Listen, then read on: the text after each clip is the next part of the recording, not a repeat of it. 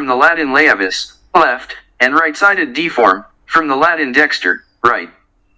These two forms are like mirror images of each other, like left and right shoes or left and right gloves. All proteins in living things are made up of blocks of left-handed amino acids. But in nature, left-handed and right-handed amino acids are found equally often. The probability of obtaining a chain of 100 left-handed amino acids is again equal to 1,1030. the same as the probability of a coin falling out on one side 100 times in a row. Similarly, the probability of a chain of 100 left-handed amino acids with peptide bonds between them is 1,060, which practically negates this probability in the available period of time. But even if all amino acids are linked by peptide bonds and they are all left-handed, this is still not enough to get a functional protein. It is incorrect to believe that any combination of amino acid blocks adds up to a protein that can function as part of a cell. The required amino acids must be connected in a strictly defined order. Meyer. 1998. p. 126. The likelihood that this will happen is, in itself, incredibly low, about 1,065. 1,065 is the number of atoms in our galaxy. Illustrating this possibility with an illustrative example, biochemist Michael B. argues that obtaining a sequence of 100 amino acids that would function as a protein is like finding one tagged grain of sand in the Sahara Desert 3 times in a row. B. 1994. pp. 68-69. If we take into account other factors, the need for exclusively peptide compounds and left-sided amino acids, then the probability decreases to 1,125. Needless to say, this likelihood calls into question the accidental emergence of life from chemical elements. To avoid such a conclusion, some scientists are calling for help from the theory of the existence of an infinite number of universes. But they have no evidence of the existence of even one universe other than ours. Nor do they explain how stable molecules can form in these imaginary universes. Stable molecules are necessary for the existence of life observed in this universe. In the future, we will consider this topic in more detail. Natural selection. Some scientists, such as Oparin, 1968. pp.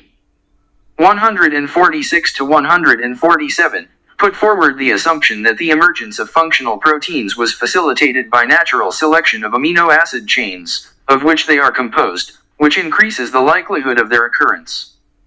In other words, the formation of proteins in this case is not completely random. But this theory has two major flaws.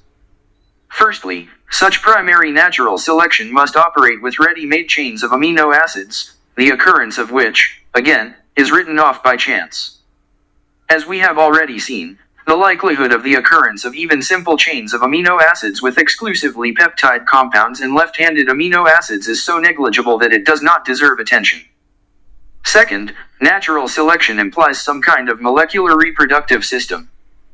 The likelihood of such a system forming as a result of chance is even less than the likelihood of the appearance of several types of amino acid chains, which could be extended by natural selection. The reproductive system itself must consist of a combination of well-defined complex protein molecules. Consequently, assumptions such as those made by Oparin contain an insoluble contradiction. It is assumed that as a result of natural selection, complex protein compounds will arise, but such selection itself requires a reliable molecular reproductive system, and all known systems of this kind themselves consist of complex protein molecules of a completely definite structure.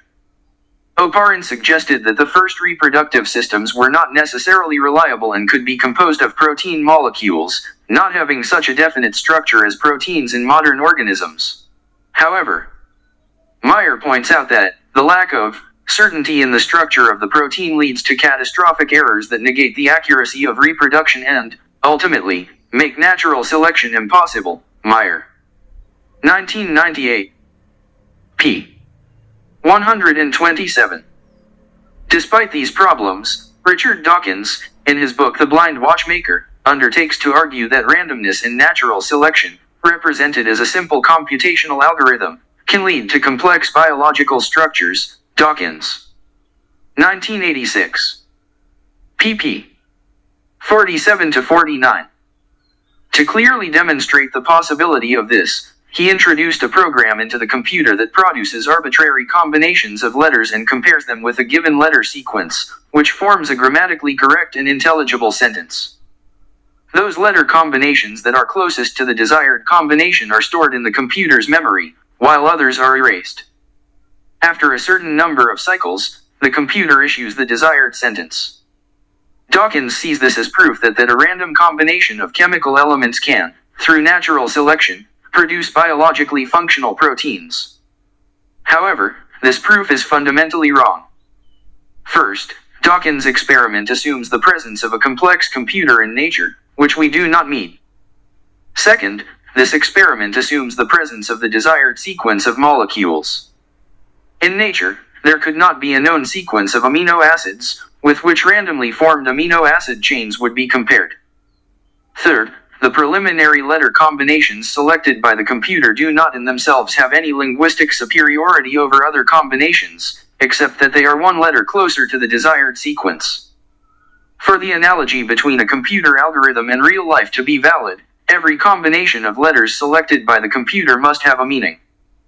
Under real conditions, the combination of amino acids, which serves as a material for the formation of a complex protein with a specific function, must in itself carry some function. If there is no such function, then natural selection has nothing to choose from. Meyer notes that not a single significant English word appears in Dawkins' experience up to the 10th cycle.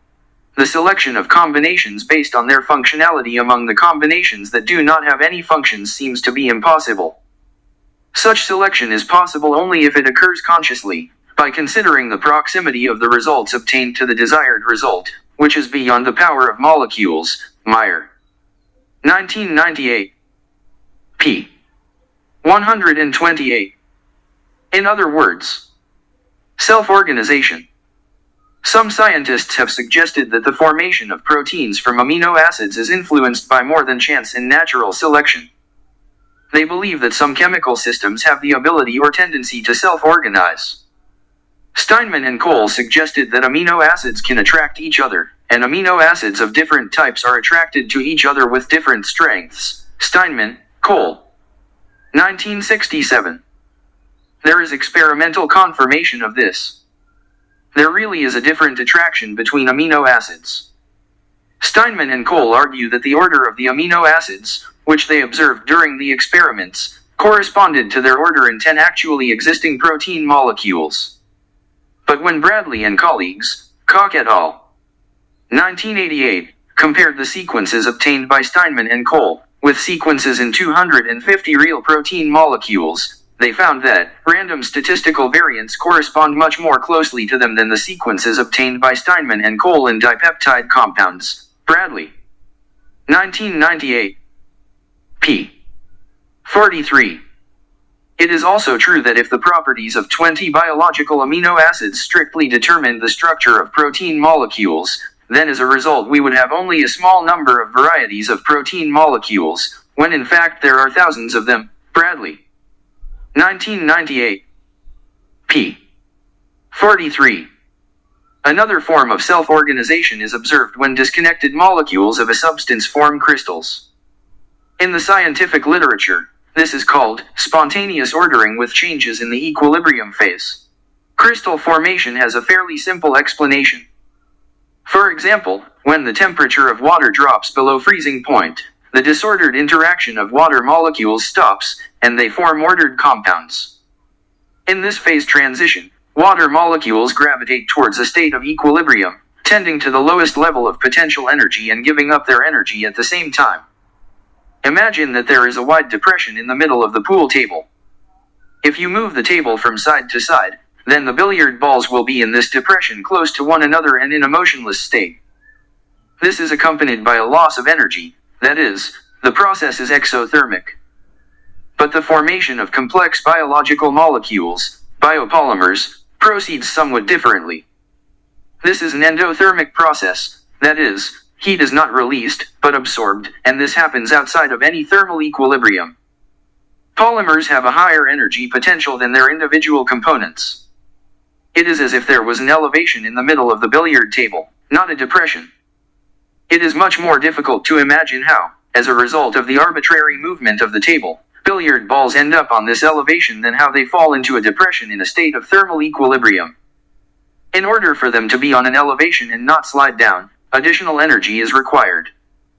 Bradley states, all living systems have energy that is above the equilibrium point. The order that exists in crystals is a repetition of simple elements, while living things have a much more complex structure, in which the repetition of elements does not play a big role. The ordered structure of the biochemical components of the bodies of living beings is not only incredibly complex, but also very specific. This specific complexity carries a large amount of information that allows biochemical components to perform specific functions that support the vital functions of the organism.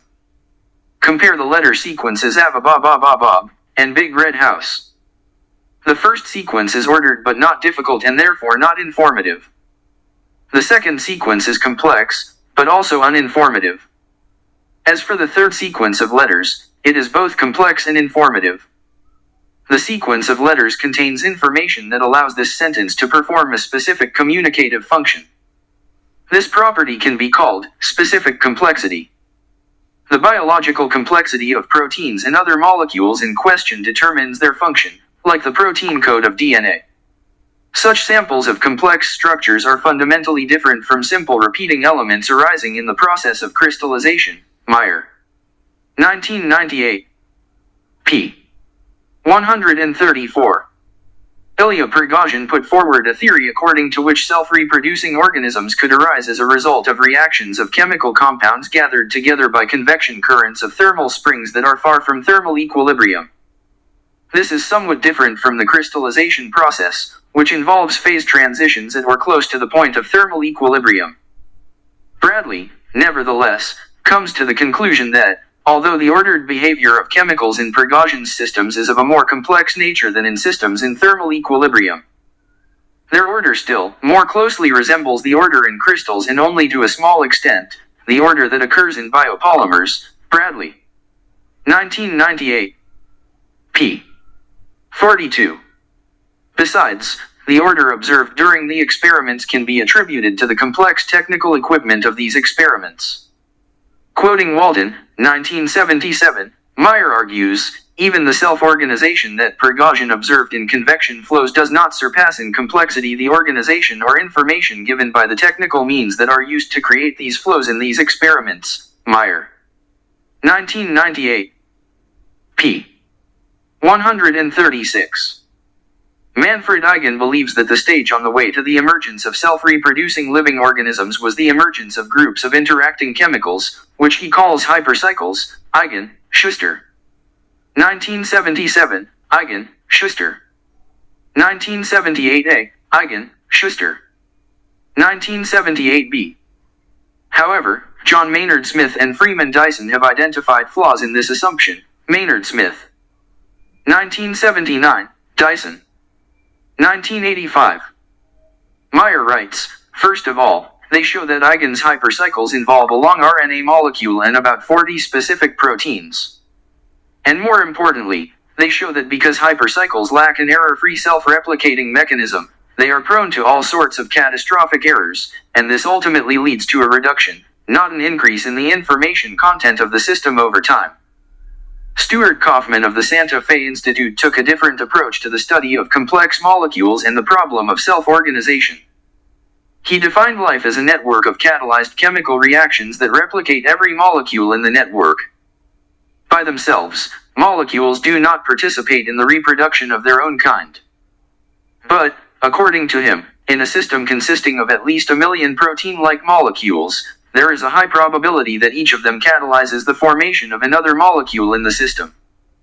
Therefore, as a whole, the system is able to reproduce itself.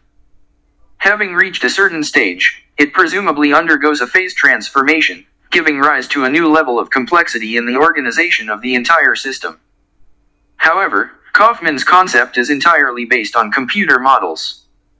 First of all, it should be noted that the figure of 1 million molecules named by Kaufman is too small to create conditions under which each of them could catalyze the formation of a different type of molecule in the system. But even if 1 million kinds of molecules were enough, the likelihood that a particular catalytic molecule would cause the chemical components needed to create another molecule would be negligible. Bradley, 1998, p. 45. In addition, Kaufman's computer models do not properly take into account the exothermic nature of biopolymer formation. Reactions take energy from the system and quickly deplete it, leading the system to death. Kaufman suggests that the energy-generating reactions in the system compensate for the energy expended in the formation of biopolymers. However, Bradley points out that these reactions also require finding certain molecules in the right place at the right time to participate in the reactions. Bradley. 1998. p. 45. Kaufman's models do not provide a satisfactory explanation of how this should be done. Bradley adds, dehydration and condensation with transformation into substrates, two possible solutions to thermodynamic problems, only complicate the picture of how 1 million molecules can organize themselves into a system, in which all the catalysts are in place relative to the reactants, which would allow their catalytic functions to be carried out. Bradley. 1998. p. 45. In other words, Kaufman's system does not provide a realistic explanation of how all the molecular elements can be in place to carry out all the necessary catalytic and energy-generating reactions.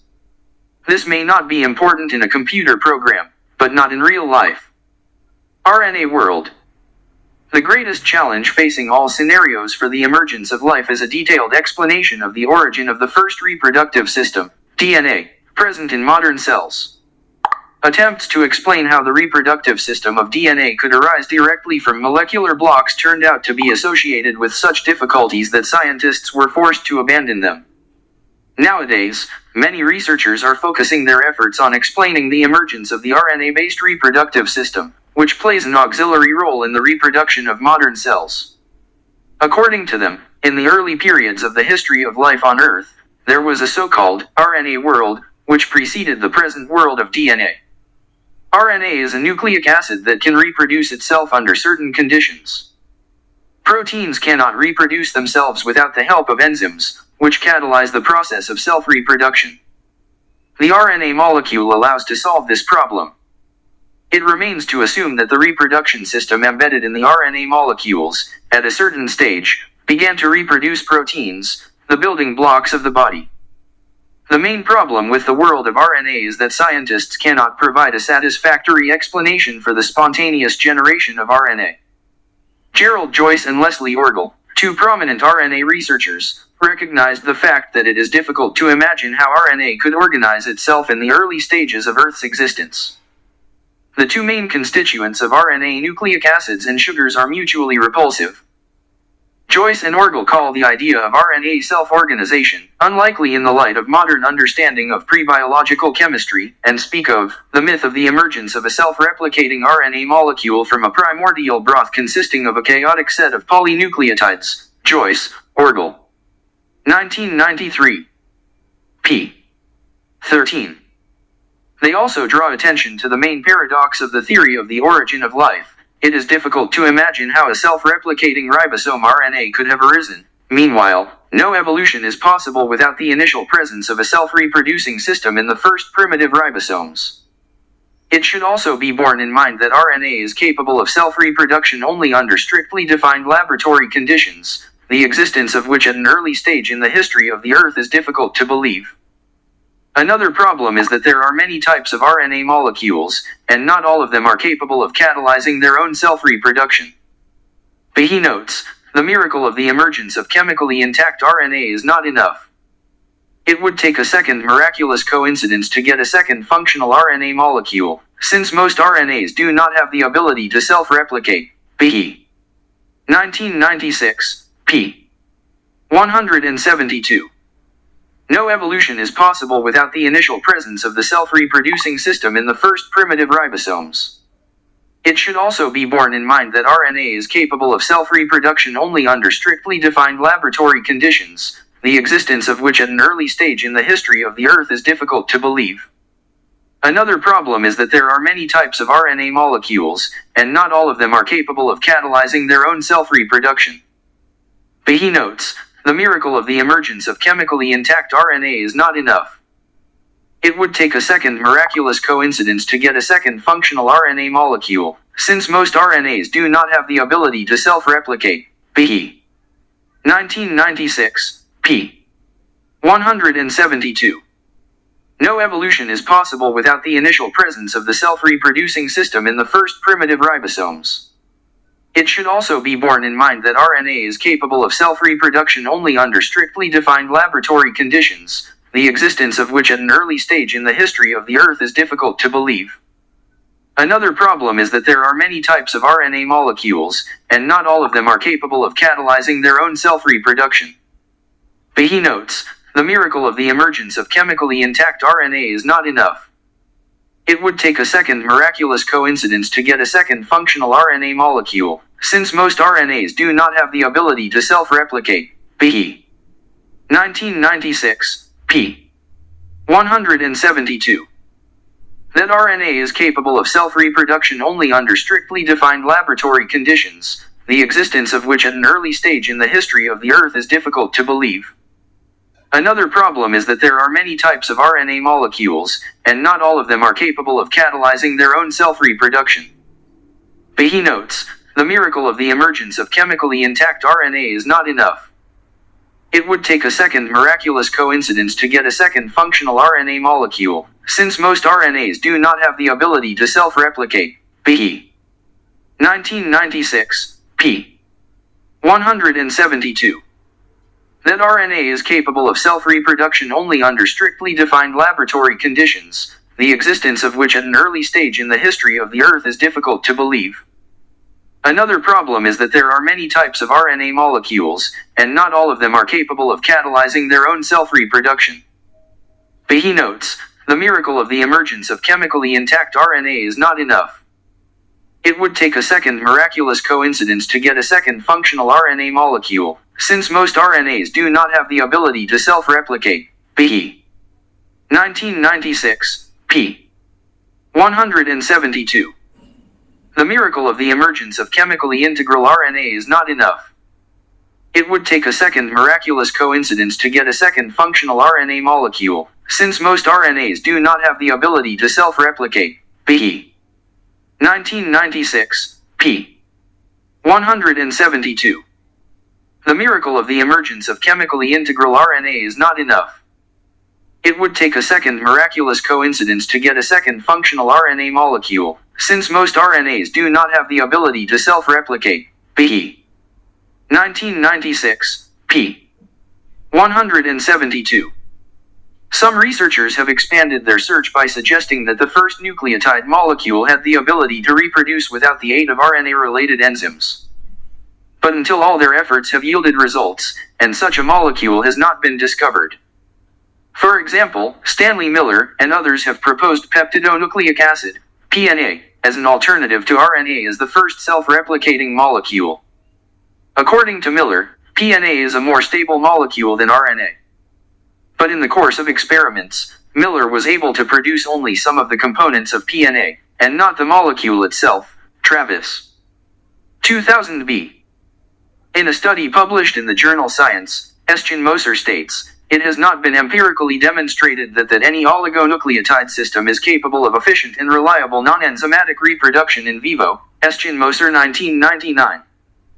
p. 2118.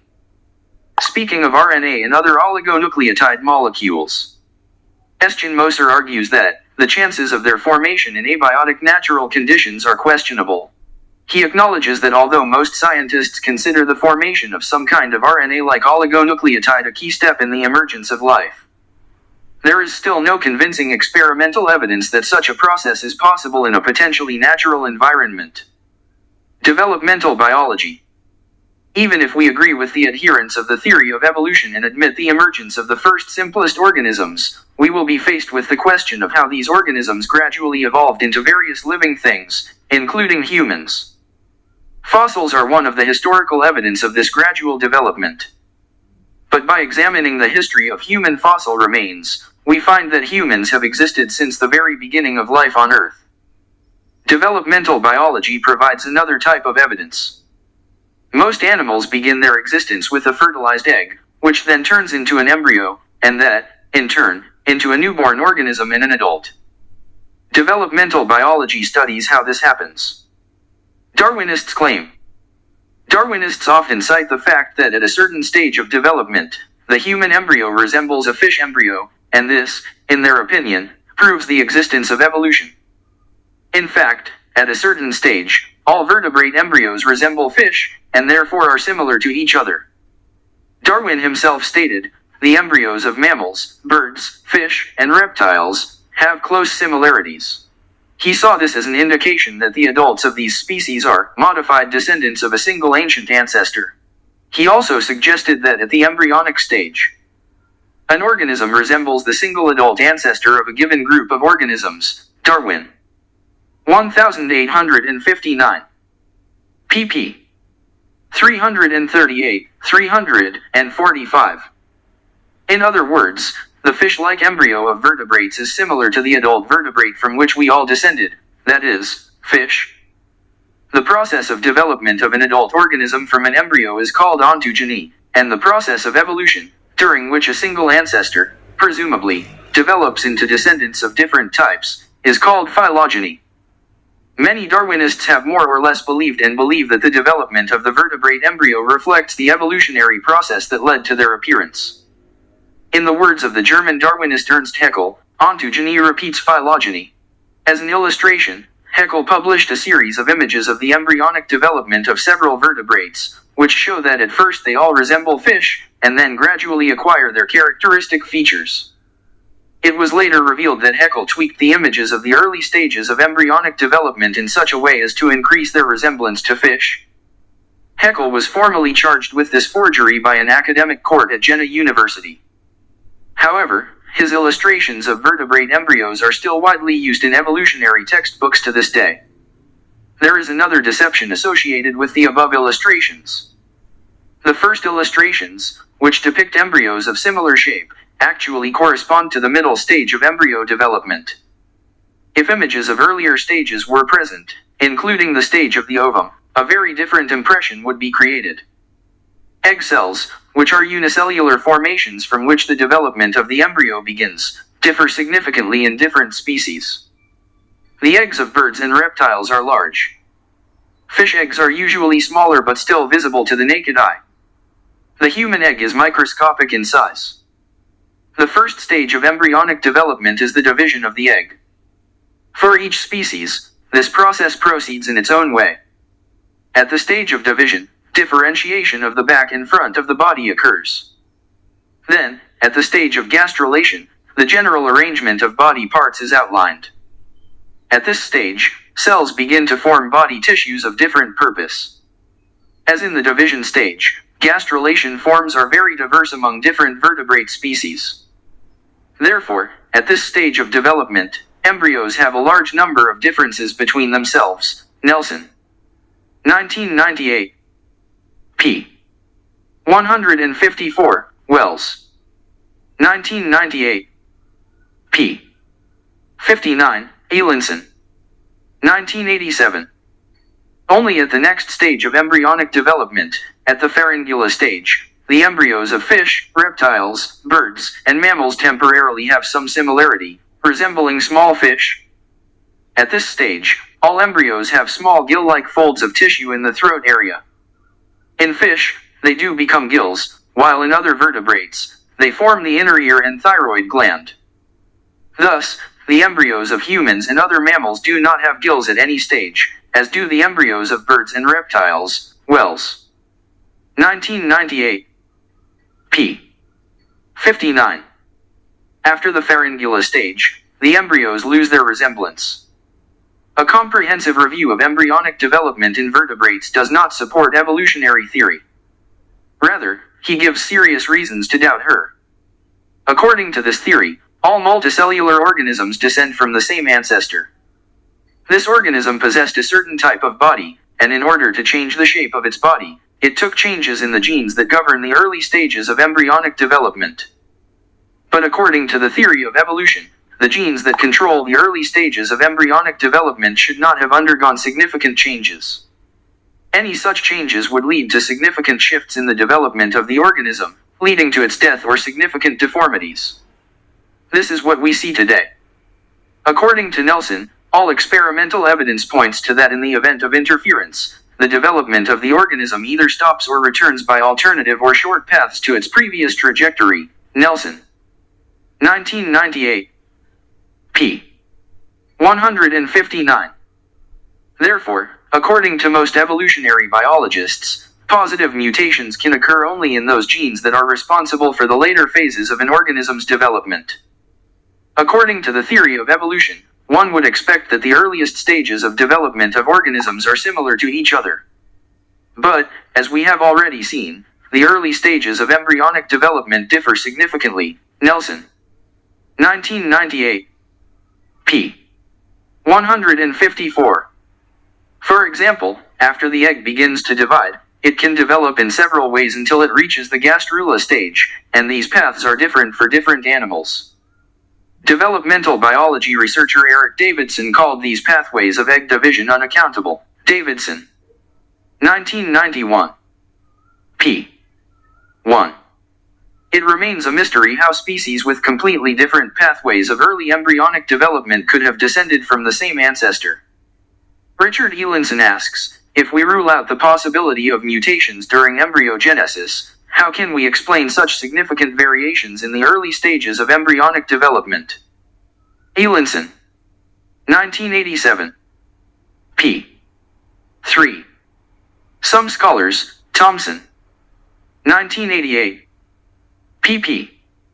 121 to 122, have suggested that changes in the early stages of development are quite possible, because they obviously took place. This is a typical example of blind faith in evolutionary theory. Nelson states, note that this position is based entirely on the assumption of the existence of a single ancestor of all vertebrates. There is no strong evidence that early developmental change is possible. I know of only one example of an inherited genetic change of this kind in a multicellular organism. Nelson 1998, p. 158. In other words, there is only one experimentally proven example of a genetic change in the early stages of an organism's development, which was passed on to its descendants.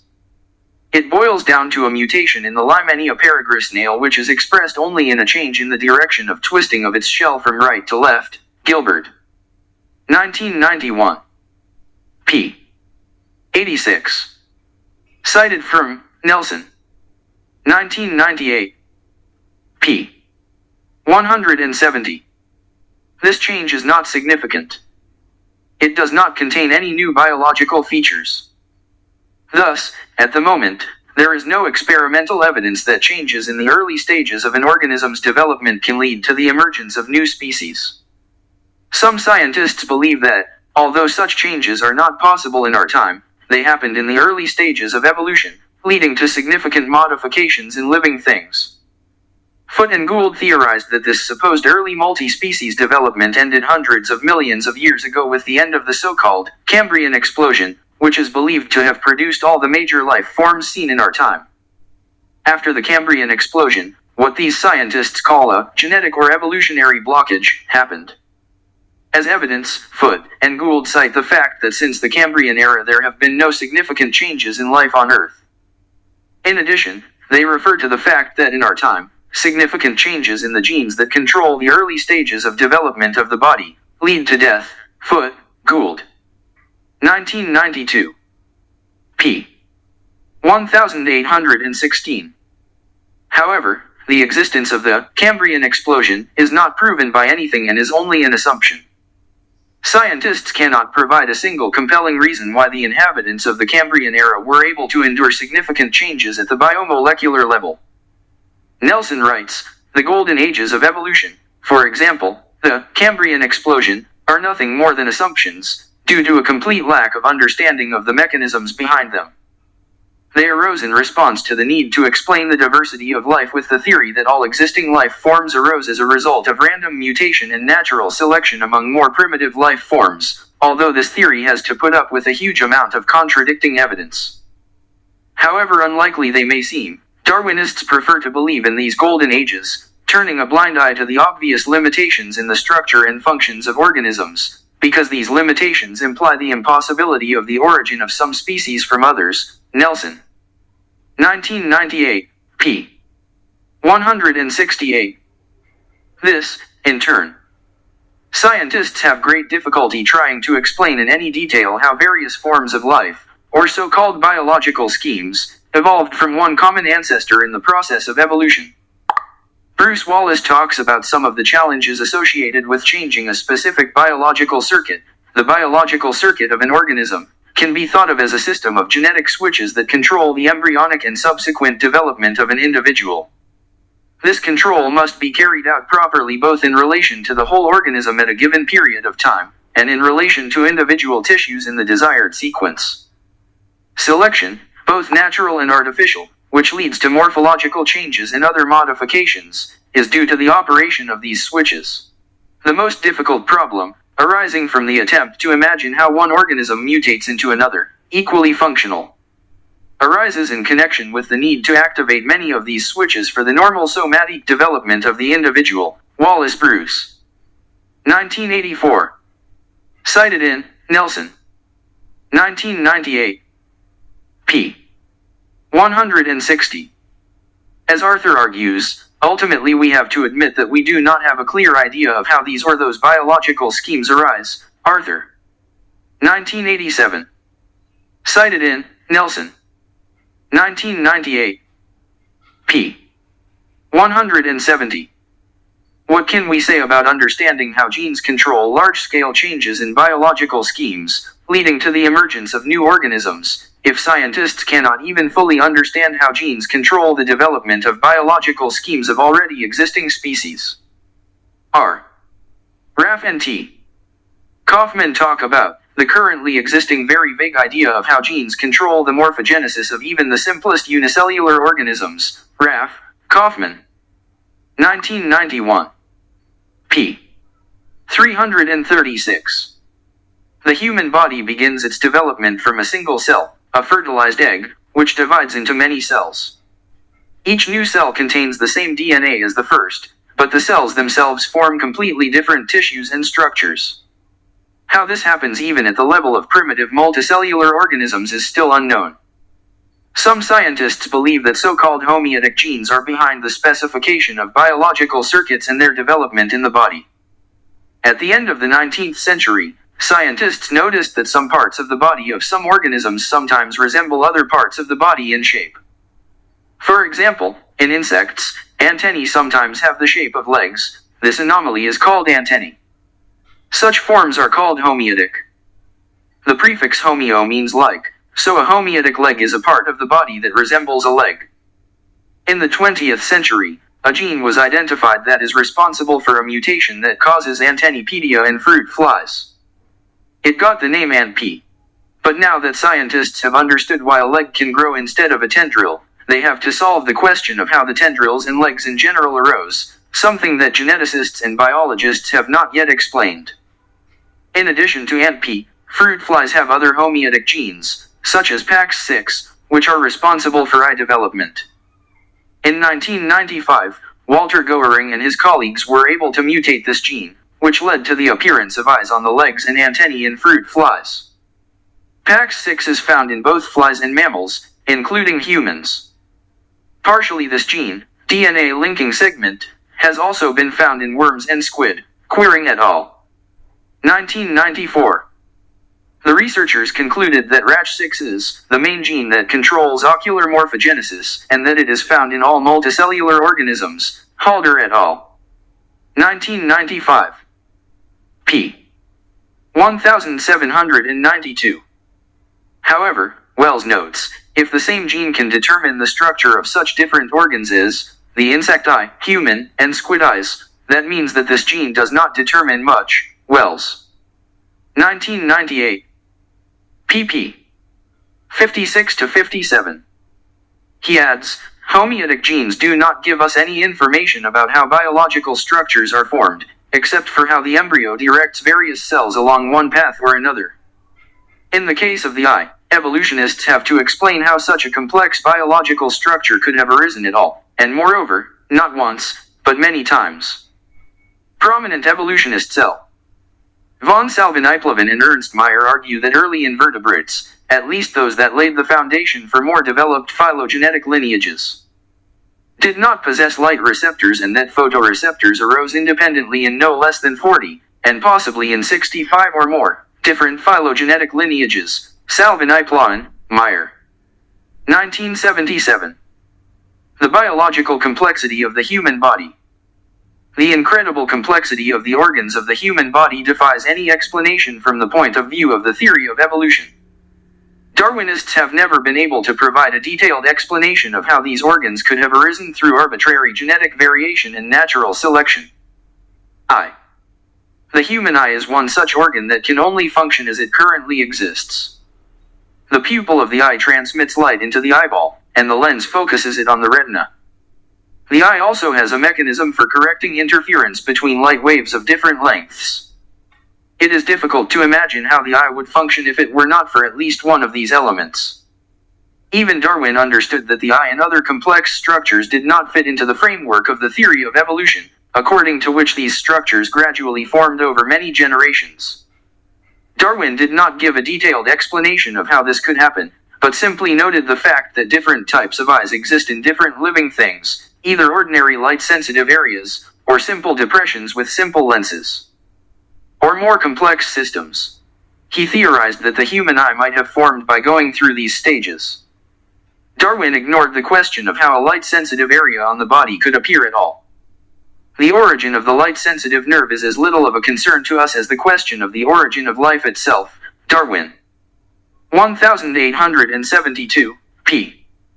151, b. 1996. pp. 16-18.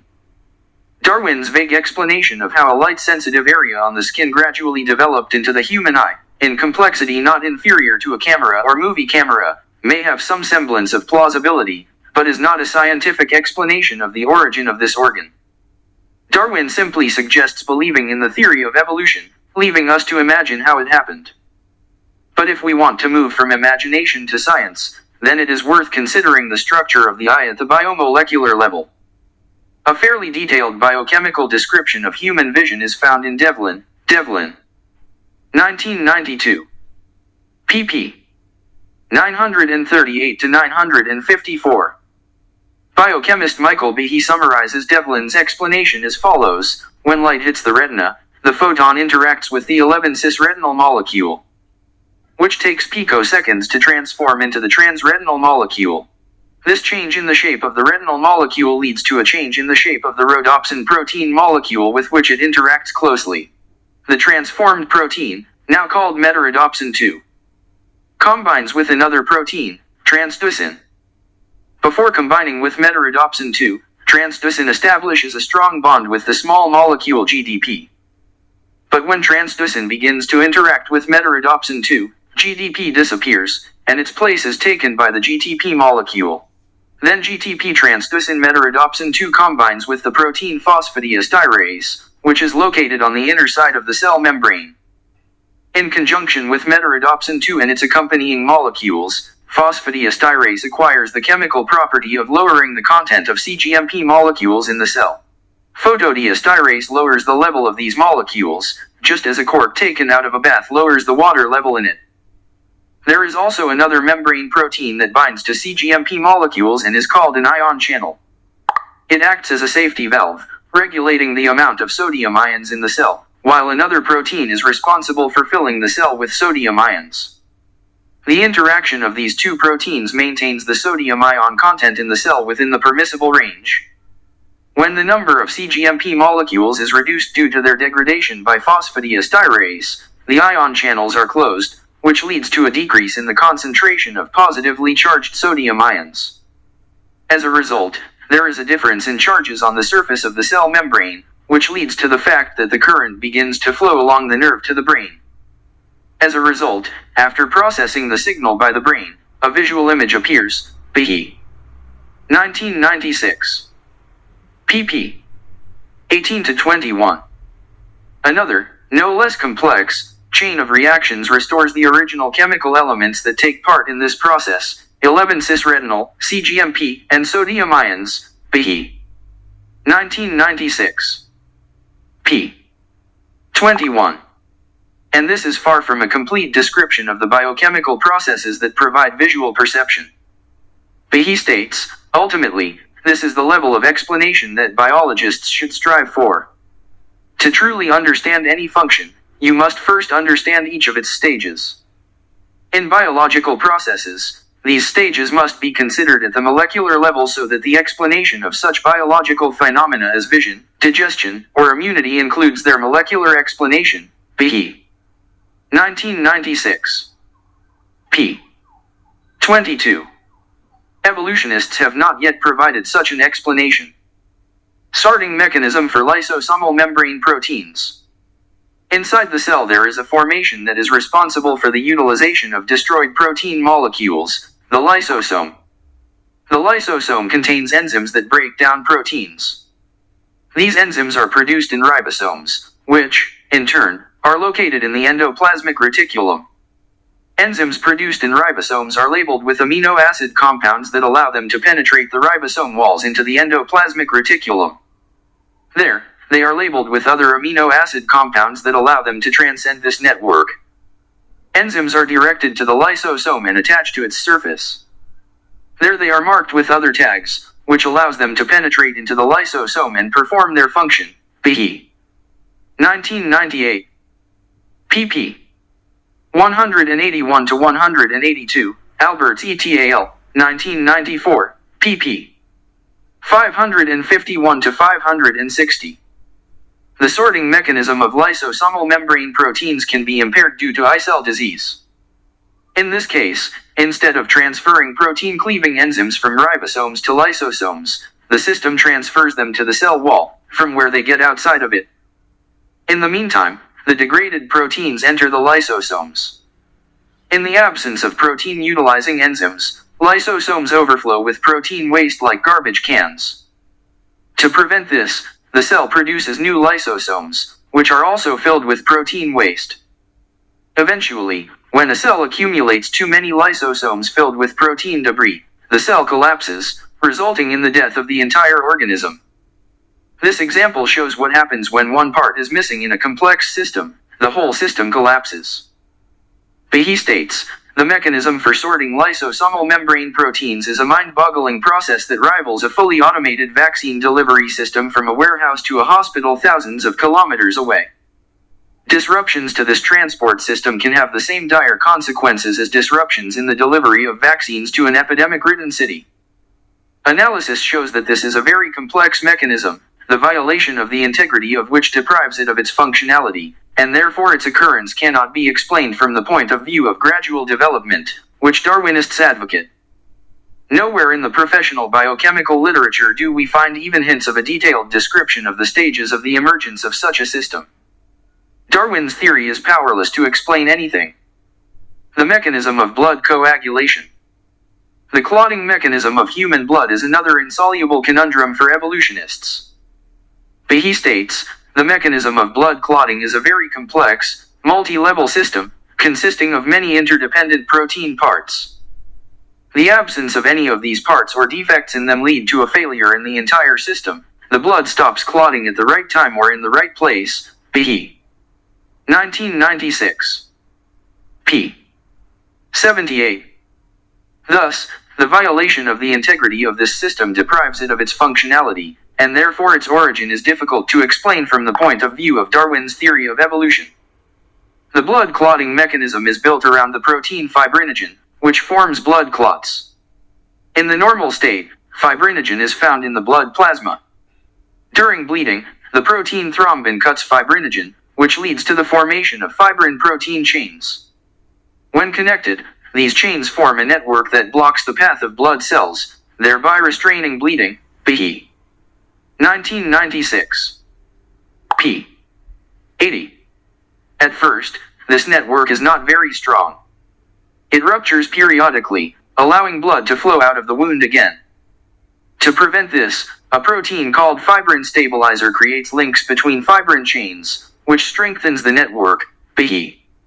1996. p. 88. Meanwhile, thrombin continues to break down fibrinogen molecules into fibrin, which leads to the formation of new blood clots. At a certain point, thrombin must stop the breakdown of fibrinogen, otherwise it will block the entire blood system, and the person will die. Behe. 1996. p. 81. A very complex set of proteins and enzymes is involved in the process of turning blood clotting on and off at the right time. Thrombin is initially present in the body in its inactive form, in the form of prothrombin. In this form, it does not break down fibrinogen into fibrin chains that form blood clots. Therefore, for the clotting process to begin, prothrombin must be converted to thrombin. Otherwise, non-stop bleeding will lead to death. And once the bleeding is stopped, thrombin must be converted back to prothrombin. Otherwise, the clotting will lead to the arrest of blood circulation. p. 1996. p. 82. A protein called Stewart's factor is involved in the activation of prothrombin, which converts prothrombin to thrombin and initiates the process of blood coagulation. And what activates the Stewart factor itself? There are two chains of interaction that begin with the beginning of the transformation at the site of the wound. Let's take a look at one of them. He writes, when cut, the HMK protein breaks down a protein called Haig's factor, activating it.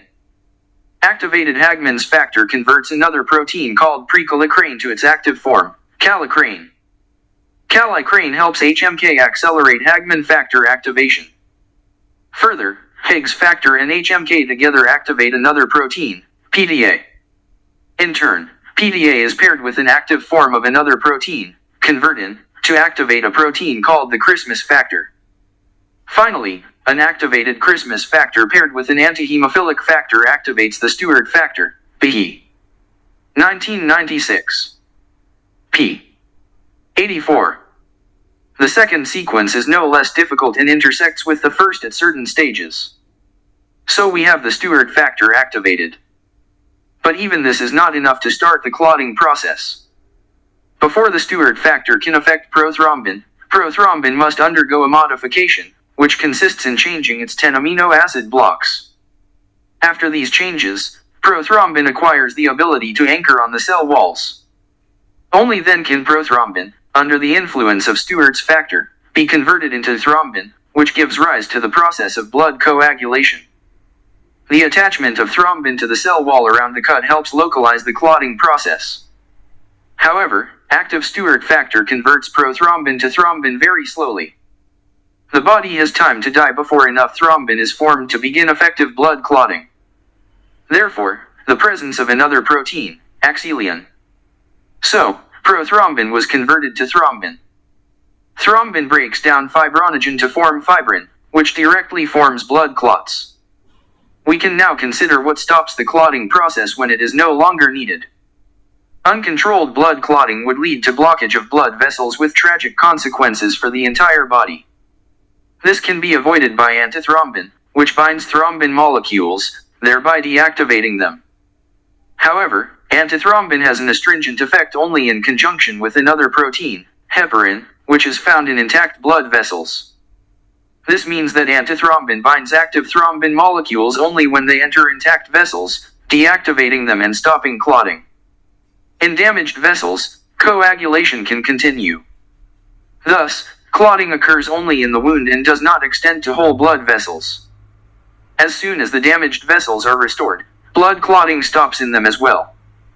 This process is no less complicated than the process of preventing blood clotting in intact vessels, p. 1996. pp. 87 to 88. After some time, when the wound heals, it becomes necessary to remove the blood-clotted blood clot. This is the responsibility of the plasmin protein, which cleaves the fibrin network from which blood clots are formed. It is easy to guess that plasmin is initially present in the blood in an inactive form as a plasmogen and must be activated at the right time in order to eliminate blood clots. Its activation occurs as a result of complex interactions with other proteins, p. 1996. p. 88. He writes, the blood coagulation mechanism is another integral system, the functioning of which is impossible in the absence of at least one of its components. The absence of one of the parts of this system makes it impossible for the entire mechanism to work and, as a consequence, blood coagulation, p. 1996. p. 86. The apologists of the theory of evolution have not yet provided a satisfactory explanation of how this complex chemical reductive system of interaction of a large number of unique proteins with strictly defined functions arose. Clotting expert Russell Doolittle suggests that the required proteins are derived from duplication and rearrangement of genes. But gene duplication only produces duplicates of existing genes. Doolittle does not bother to explain what mutations must have occurred in the duplicate gene for the resulting protein to have the new functions required in the evolving blood clotting system. The idea of rearranging genes is based on the assumption that each gene consists of several blocks.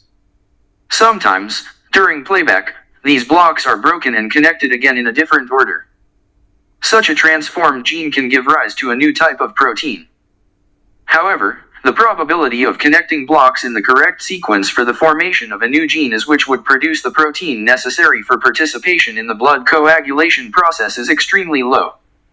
One of the proteins in this system, TPA, is composed of 4 blocks. Suppose that at the time of the formation of the system of blood coagulation mechanisms, when there was no TPA yet, there was an animal that had, for example, 10,000 genes.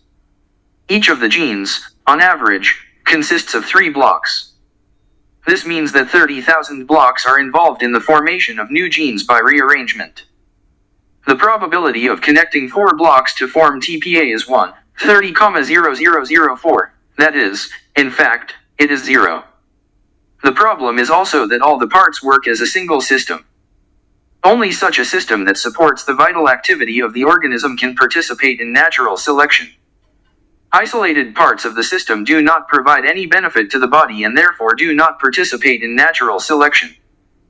This means that in order to explain the origin of the blood coagulation mechanism, evolutionists must first prove the possibility of the existence of the simplest blood coagulation system and show, stage by stage, how changes in genes led to the improvement of this system.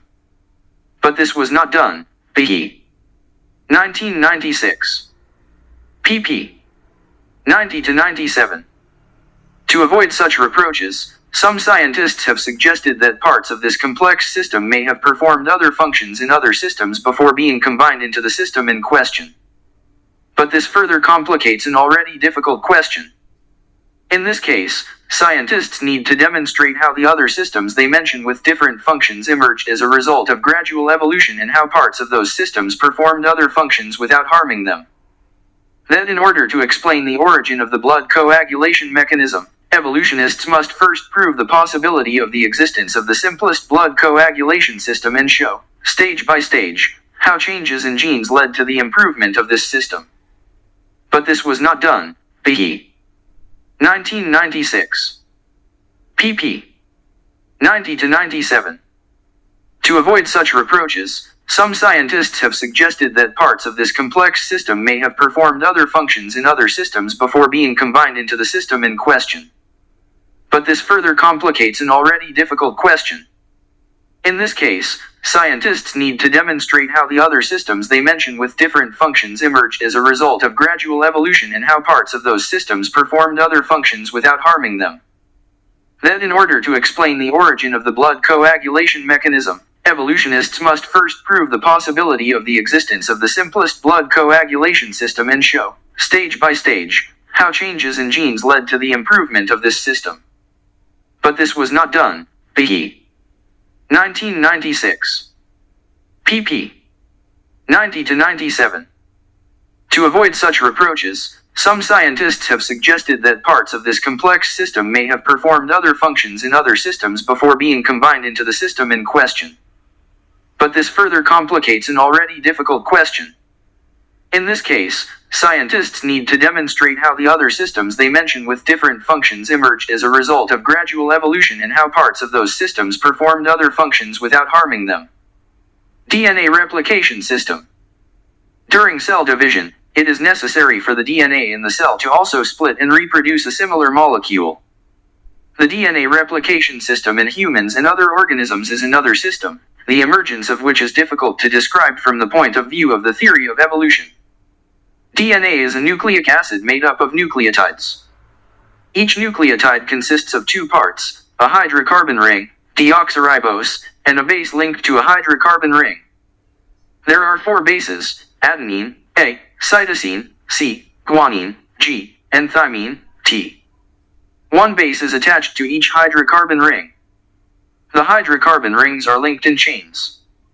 At one end of the chain there is a 5O, 5-hydroxyl, group. At the other end of the DNA chain is the 3O, 3-hydroxyl, group. A sequence of base pairs in a DNA strand starts at the 5 end and ends at the 3 end. Inside the cell, 2 strands of DNA are woven into a spiral. The nucleotide bases in each of the chains are interconnected. A always connects with T, and G with C.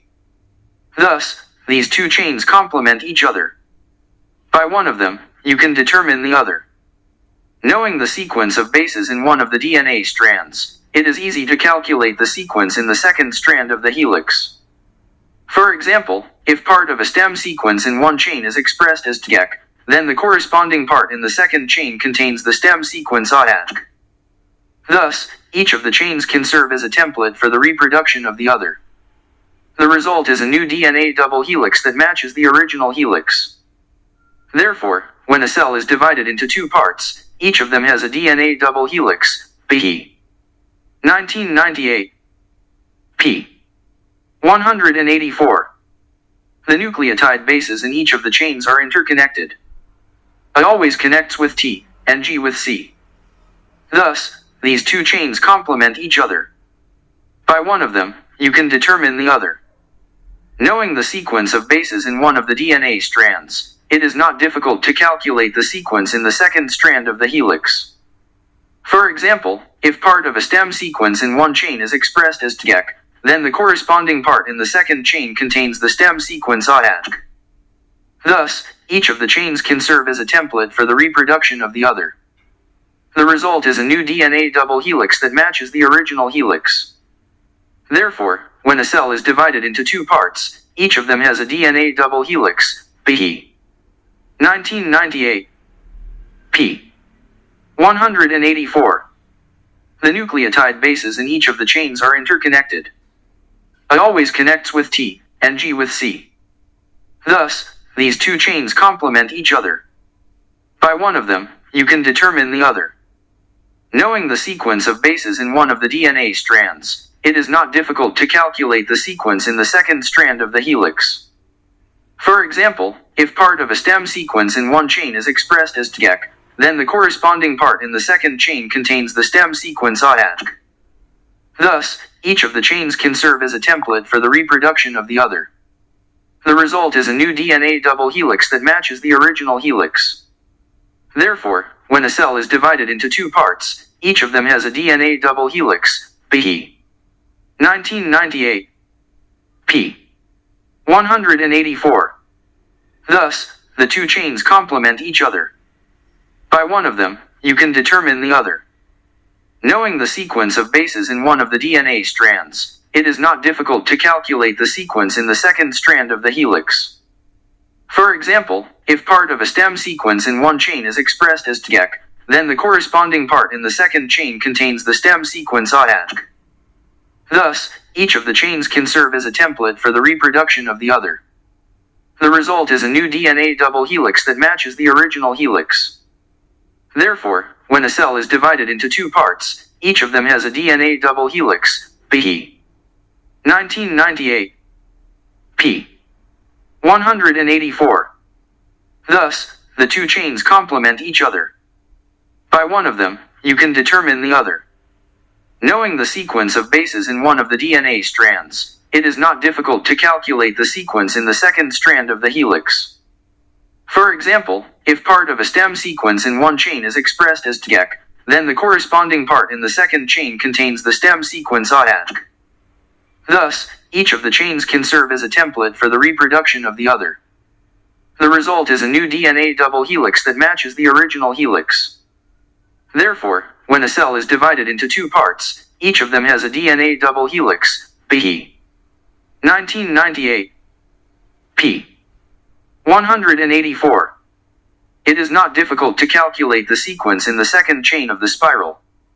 For example, if part of a stem sequence in one chain is expressed as TGEC, then the corresponding part in the second chain contains the stem sequence ATG. Thus, each of the chains can serve as a template for the reproduction of the other. The result is a new DNA double helix that matches the original helix. Therefore, when a cell is divided into two parts, each of them has a DNA double helix, p. 1998. p. 184. It is not difficult to calculate the sequence in the second chain of the spiral. For example, if part of a stem sequence in one chain is expressed as tgek, then the corresponding part in the second chain contains the stem sequence ATG. Thus, each of the chains can serve as a template for the reproduction of the other. The result is a new DNA double helix that matches the original helix. Therefore, when a cell is divided into two parts, each of them has a DNA double helix, p. 1998. p. 184. Corresponding to the original spiral. Therefore, when a cell is divided into two parts, each of them has a DNA double helix, p. 1998. p. 184. Corresponding to the original spiral. Therefore, when a cell is divided into two parts, each of them has a DNA double helix, p. 1998. p. 184. For DNA replication, the two strands of this molecule must be disconnected. However, in the original molecule, they are linked together by chemical bonds.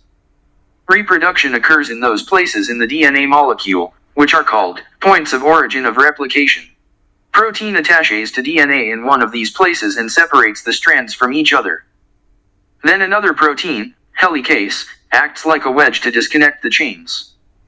Disconnected DNA strands tend to unite and, in addition, there is a possibility that each of them forms a closed chain as a result of the action of hydrogen bonds between its different parts.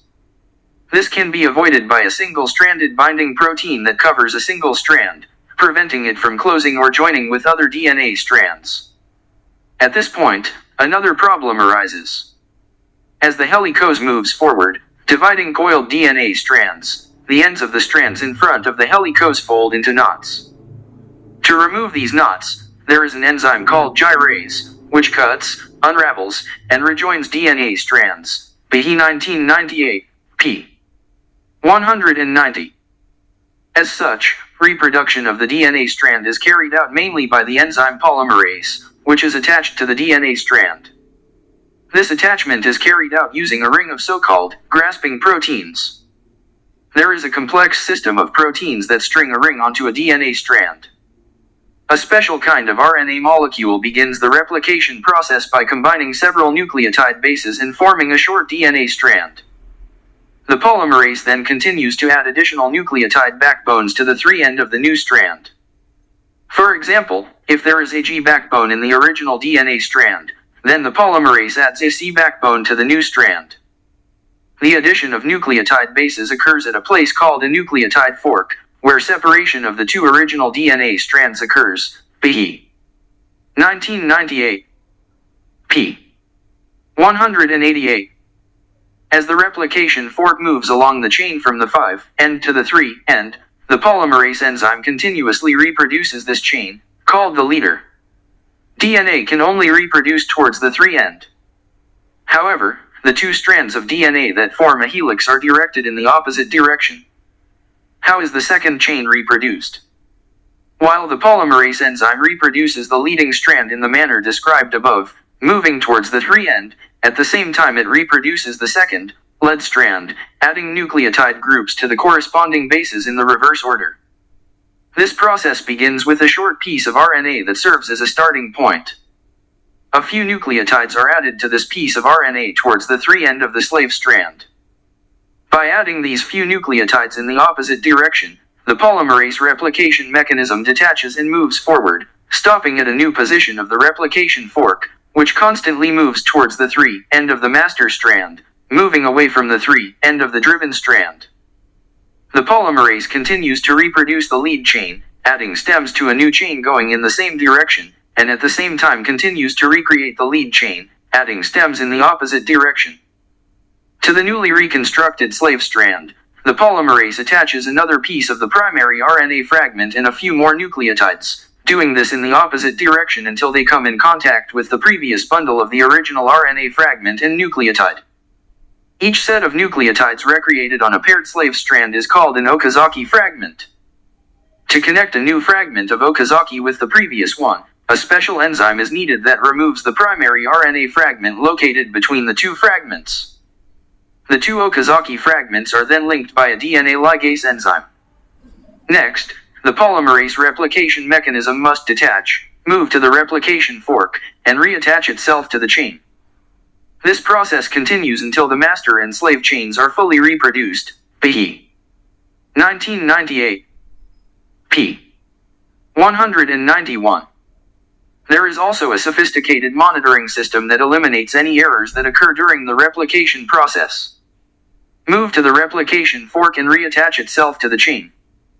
This process continues until the master and slave chains are fully reproduced. p. 1998. p.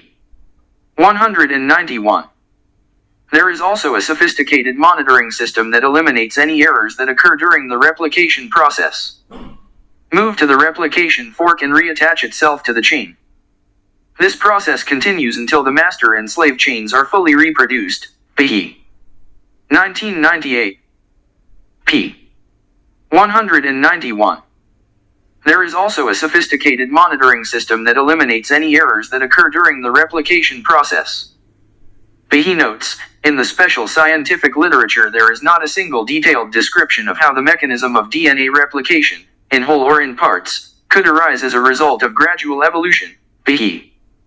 1998. p. 192. The same is true in the case of other complex biochemical structures and processes related to humans and other living things. Brain-nerve connections. D. Travis writes, the human brain can only develop if the millions of nerve cells in it are connected and interact properly. Travis.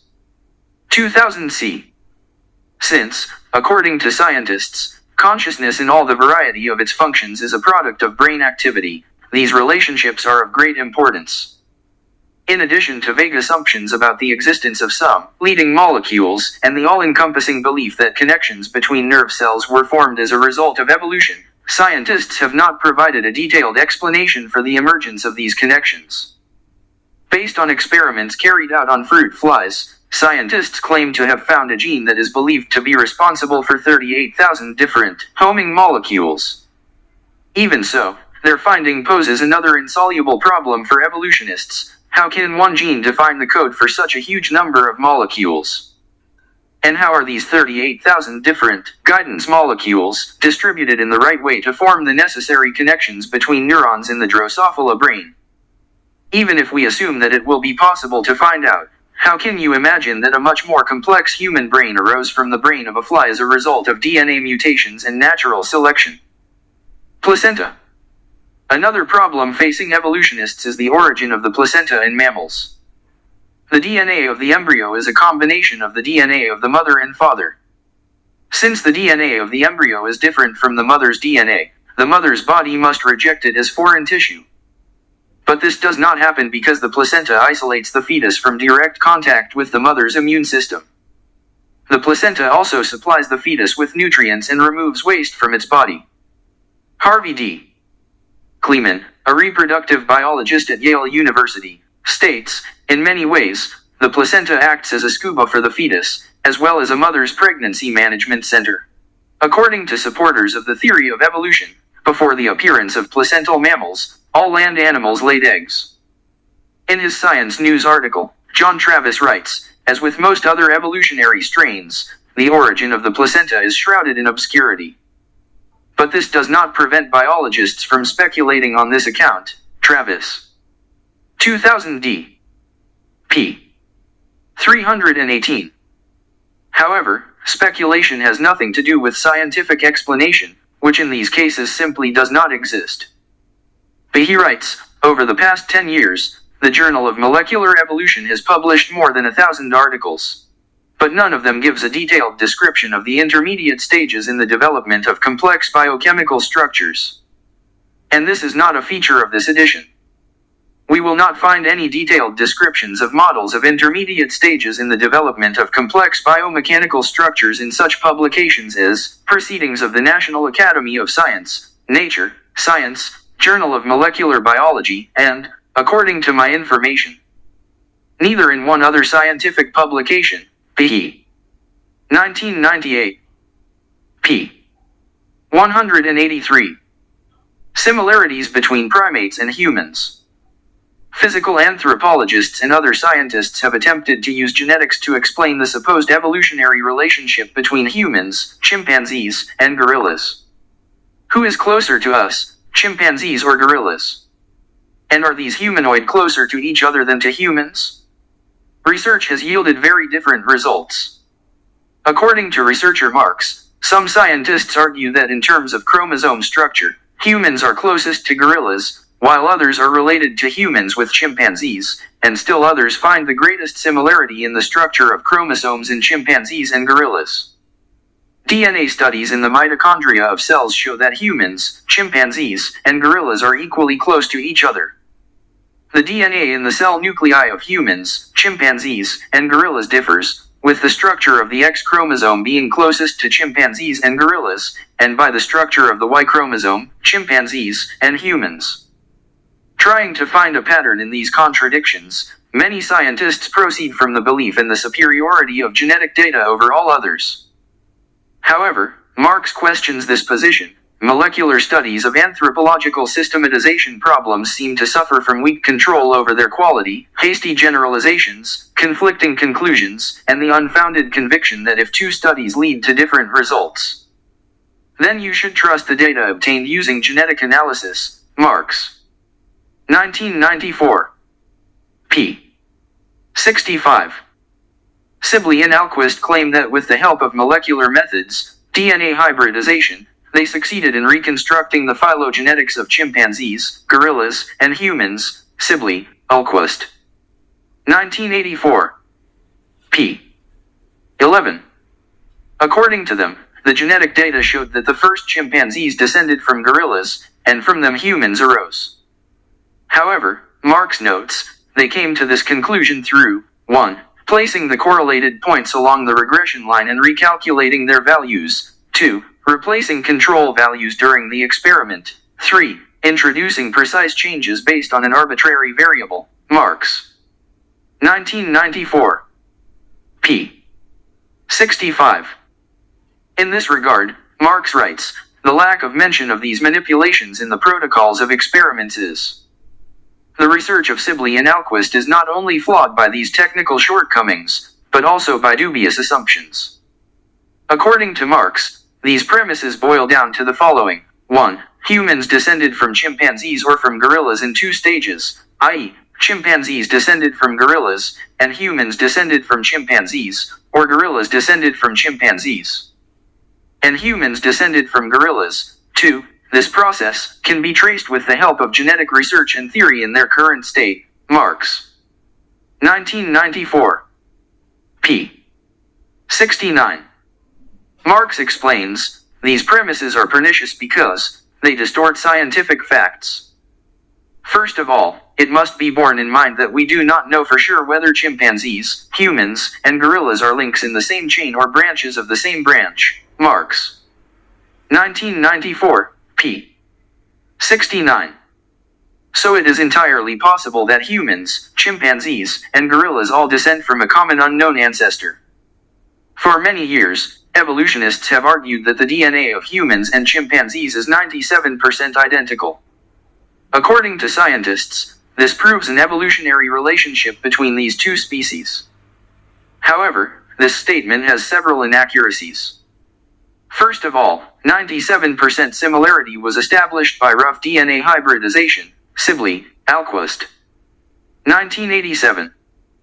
The researchers split the human DNA in a test tube into several particles and then observed how many of them reunited with the chimpanzee DNA particles.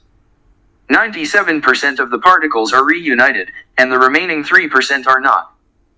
However, no one knows for sure the degree of actual similarity between chimpanzees and humans at the molecular level.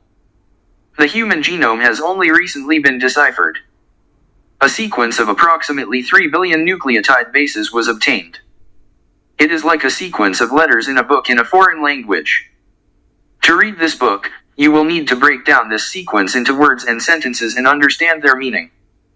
This has not yet been done with DNA. According to modern ideas about the structure of DNA, 97% of nucleotide bases do not form genes. They are called garbage. It can take decades to select the sequences that make up genes, not junk. The genome of the chimpanzee has not even been deciphered yet and is not expected to be deciphered in the coming years. Therefore, at present there is no basis for a strictly scientific comparison of the human and chimpanzee genomes. At the moment, we cannot provide a complete list of chimpanzee and human genes and analyze how similar or different they are in their entirety. This has not yet been done with DNA. According to modern ideas about the structure of DNA, 97% of nucleotide bases do not form genes. They are called garbage. It can take decades to select the sequences that make up genes, not junk. The genome of the chimpanzee has not even been deciphered yet and is not expected to be deciphered in the coming years. Therefore, at present there is no basis for a strictly scientific comparison of the human and chimpanzee genomes. At the moment, we cannot provide a complete list of chimpanzee and human genes and analyze how similar or different they are in their entirety. This has not yet been done with DNA. According to modern ideas about the structure of DNA, 97% of nucleotide bases do not form genes. They are called garbage. It can take decades to select the sequences that make up genes, not junk. The genome of the chimpanzee has not even been deciphered yet and is not expected to be deciphered in the coming years. Therefore, at present there is no basis for a strictly scientific comparison of the human and chimpanzee genomes. At the moment, we cannot provide a complete list of chimpanzee and human genes and analyze how similar or different they are in their entirety. It may take more than 1 decade. The genome of the chimpanzee has not even been deciphered yet and is not expected to be deciphered in the coming years. Therefore, at present there is no basis for a strictly scientific comparison of the human and chimpanzee genomes. At the moment, we cannot provide a complete list of chimpanzee and human genes and analyze how similar or different they are in their entirety. It may take more than 1 decade. The genome of the chimpanzee has not even been deciphered yet and is not expected to be deciphered in the coming years. Therefore, at present there is no basis for a strictly scientific comparison of the human and chimpanzee genomes. At the moment, we cannot provide a complete list of chimpanzee and human genes and analyze how similar or different they are in their entirety. We should keep in mind that genes only determine which amino acids must combine to form protein molecules, or other polypeptides. In other words, genes simply generate the molecular raw materials needed for the formation of an organism and its functions. It is not surprising that human and chimpanzee organisms are made up of almost the same molecular constituents. We live in similar habitats and eat similar foods. Therefore, the similarity of genes and molecules of our organisms does not exclude the possibility of creation. The designers of different car models use very similar components. In fact, the real problem is not in the components, but in organizing them into complex structures that perform the functions of certain mechanisms. It is not enough that the raw materials, that is, steel, glass, rubber, plastic and other materials, just entered the car factory. It is also necessary that the workers of this plant give them the desired shape and arrange them in the right order. Only then will the car turn out. Likewise, genes only determine the formation of molecular raw materials, but there is no evidence that genes made up chimpanzee or human bodies from this raw material. Until this process is detailed, it is equally safe to attribute the similarity of human and chimpanzee DNA, as well as the complexity of their organisms, to intelligent creation. Recent studies at the time of this writing show that human and chimpanzee genomes differ by only 1.5%. Travis. 2000a. p. 236. What does this figure mean? At present, no one can say that, writes John Travis in his Science News article. Travis. 2000a. p. 237. Thus, the similarity of human and chimpanzee DNA seems to most evolutionists to be a difficult problem that needs to be explained. Franz Devolve, a primatologist at Emory University, says, most of us find it hard to believe that we are only 1.5% different from an ape. It is imperative to know what functions these 1.5% perform. Travis. 2000a. p. 237. It appears that the complex mechanism of the formation of various species of life is based on something other than DNA. It remains to assume that this something is the result of intelligent creation. Some scientists see in the human chromosome 2 a combination of chromosomes 12 and 13, which are found in chimpanzees. In this they see proof of the existence of evolution. But the fact that chromosomes can connect doesn't explain how this happened. This may be the work of an intelligent creator who operated on the same chromosomes in different combinations to create different types of life. Other scientists see confirmation of the theory of evolution in the existence of the so-called pseudogenes. Pseudogenes are chunks of DNA that look like genes but have no function. For example, there is a stretch in human DNA that is similar to the gene responsible for the production of vitamin C in some animals. But in humans, this gene is inactive. Meanwhile, the fact that the gene is deactivated does not indicate how exactly it was deactivated. African Eve. According to some scientists, genetic evidence indicates that all living people are descended from a single ancestor who lived in Africa about 200,000 years ago. Its descendants spread throughout the world, displacing the hominids that existed in different parts of the world, without interbreeding with them. These hominids were the Neanderthals, or similar descendants of Homo erectus, who left Africa presumably in the previous wave of migration 1 to 2 million years ago. Mitochondrial DNA research data. The above scenario is called the African Eve hypothesis or the African descent hypothesis. It was first mentioned in the 80s of the 20th century by such researchers as Kahn, Stoniking and Vigilant. Their findings were based on studies of mitochondrial DNA. Most of the DNA molecules in human cells are found in the cell nucleus. This nuclear DNA is a combination of mother and father DNA. Male and female germ cells contain half of the DNA of each parent. Therefore, after combining the father's sperm with the mother's egg, the fertilized egg contains complete DNA in its nucleus, which is different from the DNA of both the father and the mother. However, the mother's egg also contains small, round bodies outside the nucleus, called mitochondria, and are involved in the production of energy. The presence of mitochondria in eukaryotic cells is a mystery. In eukaryotic cells, DNA is contained in chromosomes isolated in the cell's nucleus.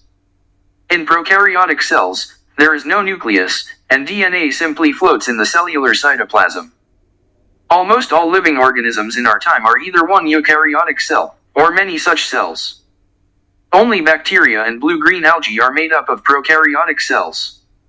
Evolutionists put forward the theory that mitochondria in modern cells are remnants of prokaryotic cells that invaded primitive eukaryotic cells.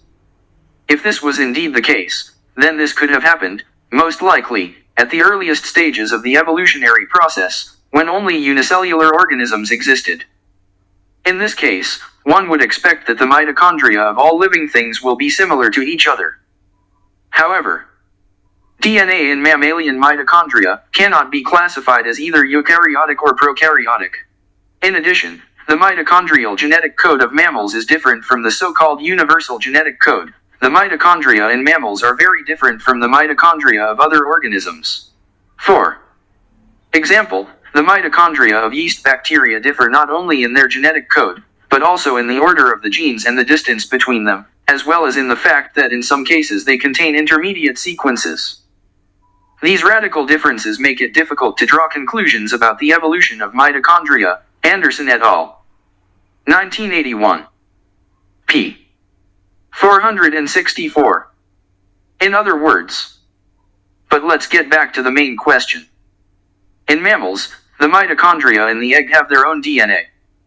However, this DNA does not fuse with the father's DNA.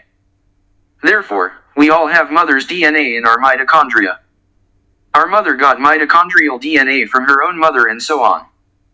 Proponents of the African Eve hypothesis believe that mitochondrial DNA undergoes only random mutational changes. These scientists believe that by examining the rate of mutation, they can use mitochondrial DNA as a kind of clock, correlating the rate of mutation with the number of years. By examining mitochondrial DNA in different groups of the world's population, scientists hope to find among them the progenitor group, from which all other groups descended.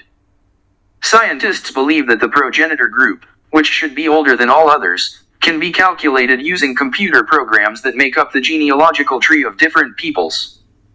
The shortest tree, with the fewest branches, is called the smallest tree.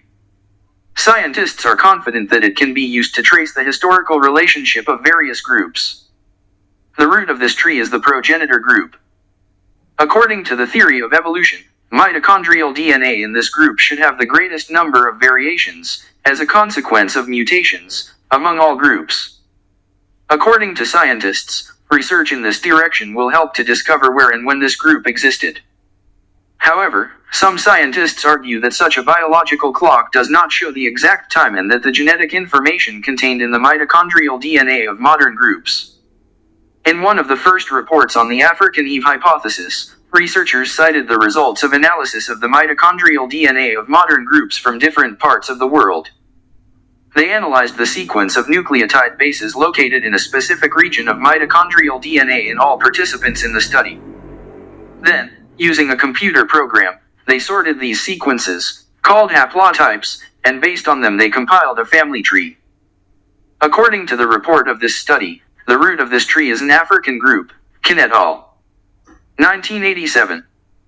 However, Templeton argued that Madison's 1991 reanalysis of the data produced 10,000 family trees that were shorter, that is, more closely matched, than the minimum tree, which figured in the report of the supporters of the African Eve hypothesis, Templeton. 1993. p. 52. Many of these genealogical trees were of mixed Afro-Asian roots. After analyzing another report on African Eve, Vigilant et al. 1991, Templeton found 1,000 family trees that were 2 levels shorter than the tree that researchers proposed as minimal. All these 1,000 trees, discovered by Templeton in 1992, had non-African roots. Templeton. 1993.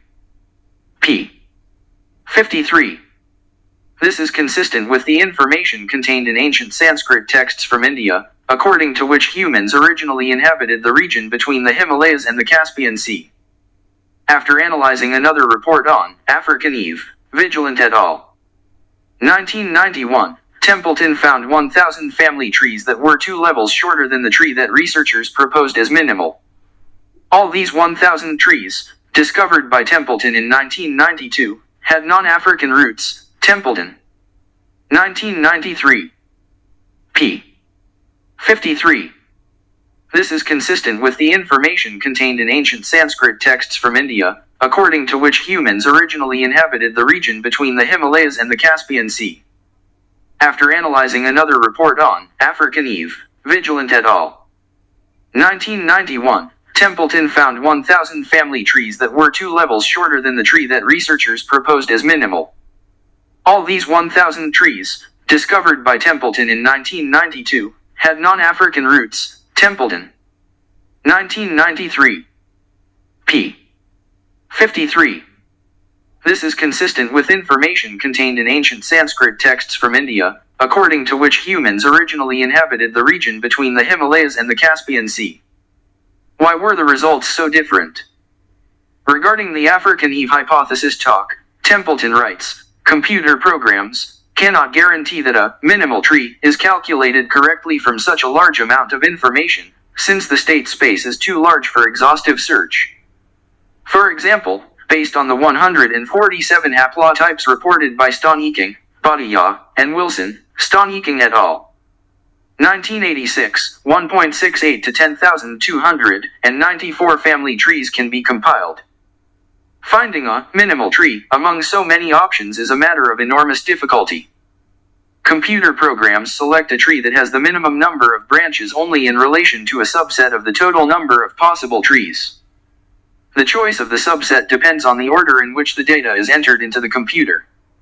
To avoid this problem, it is necessary to enter data multiple times and in random order. By doing this a sufficient number of times and equalizing the probabilities to obtain minimal trees for different local subsets, it will be possible to compare these family trees and come to certain conclusions. This has not been done in the case of studies in the framework of the African Eve hypothesis. The computer program analyzed the data only once, and therefore the conclusions drawn from these studies are not credible. But even the equalization of probabilities does not solve this problem completely. Templeton, 1993. p. 53. This means that, based on the genetic data available today, it is impossible to pinpoint exactly which part of the world people came from. To obtain minimal trees for various local subsets, one can compare these family trees and come to certain conclusions. This has not been done in the case of studies in the framework of the African Eve hypothesis. The computer program analyzed the data only once, and therefore the conclusions drawn from these studies are not credible. But even the equalization of probabilities does not solve this problem completely. Templeton, 1993. p. 53. This means that, based on the genetic data available today, it is impossible to pinpoint exactly which part of the world people came from.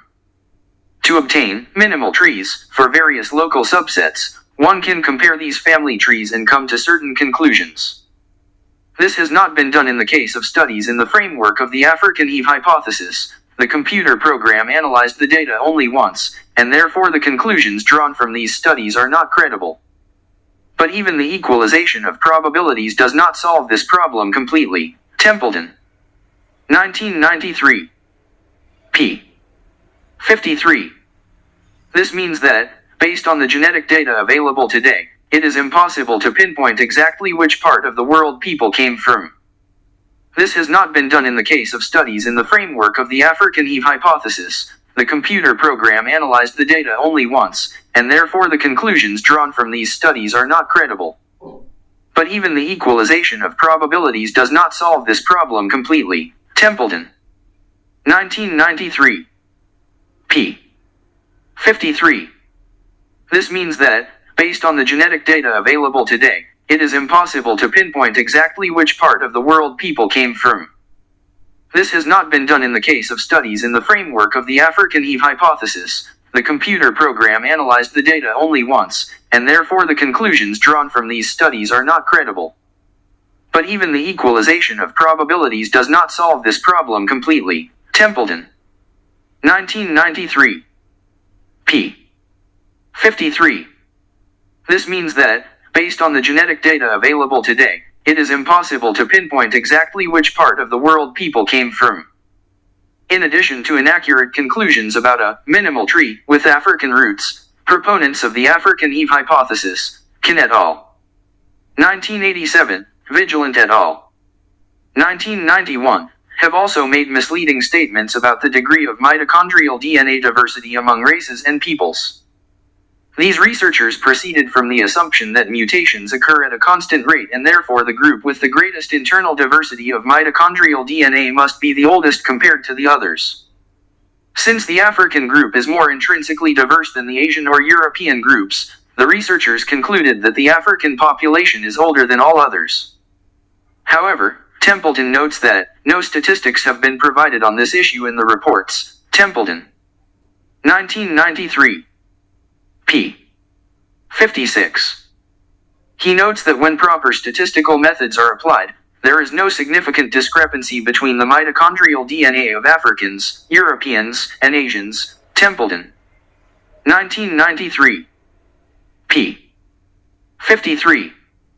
Templeton writes, the seemingly greater diversity in the African group is a consequence of the lack of statistical analysis from which the conclusions were drawn regarding the process by which the modern population of the Earth was formed. The bottom line is that the evidence for the geographical roots of humankind is very vague, and there is no statistically valid argument for African descent based on genetic research on mitochondrial DNA. Templeton, 1993, p. 57. 53. Templeton writes, the seemingly greater diversity in the African group is a consequence of the lack of statistical analysis from which the conclusions were drawn regarding the process by which the modern population of the Earth was formed. The bottom line is that the evidence for the geographical roots of humankind is very vague, and there is no statistically valid argument for African descent based on genetic research on mitochondrial DNA. Templeton. 1993, p. 57. 53. Templeton writes, the seemingly greater diversity in the African group is a consequence of the lack of statistical analysis from which the conclusions were drawn regarding the process by which the modern population of the Earth was formed. The bottom line is that the evidence for the geographical roots of humankind is very vague, and there is no statistically valid argument for African descent based on genetic research on mitochondrial DNA. Templeton. 1993, p.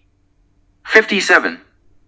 Now let's consider the data on the age of anatomically modern humans, obtained by the supporters of the African Eve hypothesis. They tried to calculate the time it took for the diversity of mitochondrial DNA seen in modern humans to emerge, based on the rate of mutations. Based on these calculations, the closest period of uniformity is determined when mitochondrial DNA in all people had the same sequence of bases. One group of researchers, Stoniking et al. 1986, put Eve at about 200,000 years old, between 140,000 and 290,000 years old, using intraspecific molecular clock calculations. Intraspecific calculations mean that they were based on the mutation rate of only humans. Another group of scientists, Vigilant et al. 1991, using interspecies computation, also received a figure of 200,000 years, but already in the interval between 166,000 and 249,000 years. Interspecies computation means that they performed their calculations based on the estimated time of separation of the human branch from the chimpanzee branch. First, consider the report of a study based on interspecies mutation rate determination, Vigilant et al. 1991. They proceeded from the assumption that the human branch split from the chimpanzee branch 4 or 6 million years ago. Calculations based on this dating, taking into account statistical uncertainty, suggest that the uniformity of human mitochondrial DNA existed, respectively, 170,000 or 256,000 years ago. Templeton et al. 1993. p. 58. However, Gingerich estimates that the separation of man and chimpanzee took place 9.2 million years ago. Based on this figure, the resulting magnitude of change will push the time of uniformity of mitochondrial DNA 554,000 years ago. Templeton. 1993. pp. 58 to 59. In addition, Lovejoy and colleagues, Lovejoy, 1993, noted that it is easy to see that studies based on the so-called molecular clock give extremely unreliable results, since they are based on unproven evolutionary premises. There is no evidence that humans and chimpanzees had a common ancestor, as the followers of Darwin assure us. As we have already seen, even if we agree with this statement, it is impossible to accurately determine the time when they separated from their common ancestor, which leads to large discrepancies in assessing the rate of mutations and determining the time of uniformity of mitochondrial DNA. Now let us consider the conclusions reached by those who conducted research on the basis of intraspecific calculations, that is, only in relation to mutations accumulated in human mitochondrial DNA. Not taking into account the estimated time of separation of the branches of humans and chimpanzees. Templeton points out that this technique does not take into account several sources of error and uncertainty. For example, the fact that, in reality, the mutation rate is not constant. Mutations happen by chance, according to the Poisson distribution. The Poisson distribution, named after the French mathematician S. D. Poisson, is used to calculate the probability of random events, such as the appearance of grammatical errors in printed publications or mutations in DNA. Templeton writes, in this regard, it is very important to keep in mind that humanity represents one of many patterns of the mutational process underlying the structure of modern mitochondrial DNA. Therefore, even if the mitochondrial DNA of a person were completely deciphered, the rate of mutations was precisely determined and the molecular clock would go in exact accordance with the Poisson distribution. Then the time of uniformity of mitochondrial DNA could not be determined precisely. Therefore, the stochasticity of the process under study inevitably interferes with accurate determination age, and neither an increase in the studied samples, nor a greater genetic resolution, nor a more accurate determination of the rate of genetic changes will help in this. Templeton. 1993, p. 57. Stonyking and his co-authors, Stonyking et al. 1986, acknowledge the existence of the stochasticity problem, but Templeton says they do not take adequate steps to solve it. Stoning and his co-authors calculated that the discrepancies in mitochondrial DNA in the groups of people studied by them amounted to 2 to 4%. How long did it take for such discrepancies to form? Stoning and his co-authors estimate that this took 200,000 years. However, Templeton found that when the probabilistic effects were taken into account, the figure would be 290,000 years. Further, Templeton points out that the real values indicated in their work have a five-fold discrepancy, 1.8 to 9.3%, and in the works of other researchers they are even larger, 1.4 to 9.3%. Templeton. 1993. p. 58. African Eve proponents and others believe that mitochondrial DNA is not subject to natural selection. This means that the only factor that leads to the appearance of differences in the mitochondrial DNA sequences in different groups on Earth are random mutations that accumulate at a certain rate. If so, it means that the molecular clock runs at the same speed for different groups of the world's population. If natural selection were also involved in the formation of DNA differences in different groups, then this would completely confuse the readings of the molecular clock. For example, if natural selection removed the effects of some mutations from one population group, then that group would appear younger than it really is. In this case, it would be impossible to compare the magnitude of mutations with a certain period of time and compare the ages of different groups. There is evidence that natural selection does play a role in altering mitochondrial DNA. For example, Templeton points to differences in the degree of divergence of the coding and non-coding regions of mitochondrial DNA in different groups. If the mutation rate were neutral, this would not be observed. The degree of mutations should be the same in both coding and non-coding regions of mitochondrial DNA. Templeton. 1993. p. 59. Other researchers also come to this conclusion. Freyer et al. 1993. pp. 39 to 40. All molecular clocks require evolutionary neutrality to ensure a constant rate of change. However, long-term studies of mitochondrial DNA make it possible to speak with increasing confidence about the role of natural selection in changes in mitochondrial DNA. For example, researchers such as FOS and his co-authors, FOS et al. 1990, McRae and Anderson, McRae, Anderson. 1988, Palka, Palka. 1990, Wallace, Wallace DC. 1992, and others have demonstrated that mitochondrial DNA not neutral, but subject to strict natural selection. Mitochondrial DNA is not a suitable spring for a molecular clock. Freyer and his co-authors also argue, since accidental losses in mitochondrial DNA lead to the loss of evidence of previous mutations, all ancestral genealogical trees are subject to change under the influence of unknown and unpredictable factors. Each such invisible change represents a genetic substitution that is not taken into account when calculating the number of mutations required to determine Eve's age. Since such changes are influenced by fluctuations in the size of a given population group, and the exact number of uncounted mutations depends on the specific details of the smoothing process, it is impossible to find a way to calibrate, and constantly recalibrate, the molecular clock until the entire history of a particular population group is known.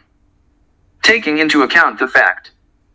This is supported by the discovery of anatomically modern human fossils near Lake Mungo in Australia, which are 62,000 years old and whose mitochondrial DNA differs significantly from modern specimens. Bauer, 2001.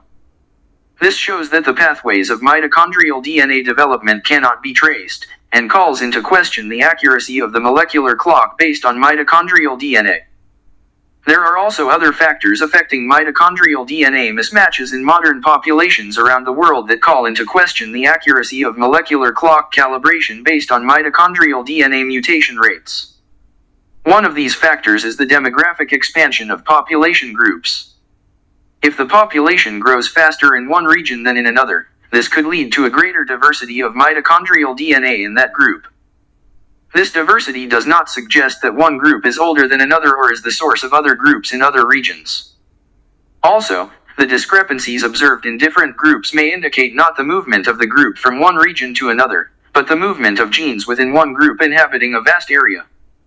And this does not exhaust the possible reasons for the diversity of mitochondrial DNA in different groups. Summing up the discussion of this problem, Templeton writes, the regional diversity of mitochondrial DNA does not necessarily reflect the age of a given group, but rather indicates how much time has passed since the last positive mutation in this group, the demographic history of the group, the extent of expansion and gene exchange with other groups, etc. Templeton, 1993, p. 59. In general terms, these factors add to the belief that the age of a person as a species is significantly underestimated. Templeton, 1993, p. 60. How much time has passed since the last positive mutation in this group, about the demographic history of the group, the scale of expansion and exchange of genes with other groups, etc. Templeton, 1993, p. 59. In general terms, these factors add to the belief that the age of a person as a species is significantly underestimated. Templeton, 1993, p. 60. How much time has passed since the last positive mutation in this group, about the demographic history of the group, the scale of expansion and exchange of genes with other groups, etc. Templeton, 1993, p. 59. In general terms, these factors add to the belief that the age of a person as a species is significantly underestimated. Templeton, 1993, p. 60. Sophisticated statistical techniques, such as nested lineage analysis, allow scientists to differentiate to some extent between different models of the emergence of mitochondrial DNA diversity in groups of people, such as models of geographic expansion and models of gene exchange. Using a nested lineage analysis for variations in human mitochondrial DNA, Templeton found no evidence of large-scale migrations from Africa that would have replaced all other hominid groups. Templeton writes, the failure of classical nested lineage analysis to detect signs of expansion in Africa cannot be attributed to inadequate sample sizes or poor genetic resolution. This implies that the geographic referencing of certain variants of mitochondrial DNA statistically contradicts the hypothesis of ex-African expansion. Templeton, 1993, p. 65. In conclusion, Templeton writes, 1. The evidence for the geographic location of a single mitochondrial ancestor is doubtful, and 2. The lifetime of a single mitochondrial ancestor is also highly uncertain, but most likely well in excess of 200,000 years. Templeton, 1993, p. 70. Nuclear DNA research evidence. According to the supporters of the African Eve hypothesis, a large group of anatomically modern people migrated from their place of origin in Africa to Europe and Asia, displacing the hominids living there, which should be confirmed by data not only from mitochondrial DNA, but also from DNA contained in the nuclei of cells. However, in his analysis of early work on African Eve, Templeton argues, there is no evidence to link mitochondrial and nuclear DNA data to the ex-African substitution hypothesis. Templeton, 1993, p. 65. One group of researchers, led by Bregwood, examined variations in the B region of the human apoprotein gene. Bregwood et al. 1990. According to Templeton, their detailed analysis led to the conclusion that the Caucasian peoples, inhabiting the territory from North Africa to India, were closer to the ancestors of mankind than all other groups, and that the worldwide genetic differentiation of this region of the gene is best explained by the outflow of genes from this region to the west and east, not sub-Saharan origin. Templeton, 1993, pp. 68 to 69. For researchers like me, who in their work start from the data contained in the Sanskrit texts of ancient India, and consider the Himalayan region to be the place of the reappearance of mankind, after the global floods, these data are of considerable interest. More recently, researchers have discovered another problem related to the hypothesis of human African descent. This problem is associated with a group of globin genes in humans. A gene or part of a gene on a particular region of a chromosome can be present in several different forms, called alleles. After analyzing globin alleles in different groups of people, the authors of a recently published textbook found that the observed magnitude of the variation indicated that modern humans are well over 200,000 years old. In addition, by examining another region of the group of globin genes, the authors argue that two alleles of the non-coding, and therefore neutral, region, apparently, remained unchanged for 3 million years. They concluded, until now, it is not clear how to compare the structure of globin genes with data on the African origin of man in much later times. Page, Holmes. 1998. p. 132. The data obtained by analyzing globin correspond to information about the deep antiquity of the human race, gleaned from the ancient Indian Puranas. Given the complexities of genetic data, some researchers have stated that fossils are the most reliable evidence of the origin and age of humanity, unlike genetic data obtained from materials taken from living people. Fossils can be used as a measure of correctness of various theories about the person's past, eliminates the need for long admissions list on genetic markers. Mutation rate and other conditions necessary to produce pictures of the past on the basis of modern genetic variations. Genetic information is, at best, allows you to build theories about how he could appear modern man. If the assumptions used in interpreting genetic data are correct, Freyer et al. 1993, p. 19. I agree that genetic evidence is not always more reliable than archaeological evidence. This means that the archaeological evidence of the great antiquity of man, documented in the book, Forbidden Archaeology, can become a barrier to the unrestrained speculations of genetic researchers, the need for which has long been outlined. So where did we come to? Analysis of genetic evidence and, in particular, data from studies of mitochondrial DNA, did not give a clear picture of the origin of modern humans. For example, some scientists claim that a small group of the species Homo descended from Australopithecus about 2 million years ago in Africa. This group developed into Homo erectus and then spread throughout Eurasia, laying the foundation for the Neanderthals and groups close to them. About 100,000 years ago, a small group of Homo sapiens with modern anatomical structure appeared in Africa and then spread throughout the world, replacing the more ancient groups of Homo erectus and Neanderthals without significant mixing with them. Vigilant et al.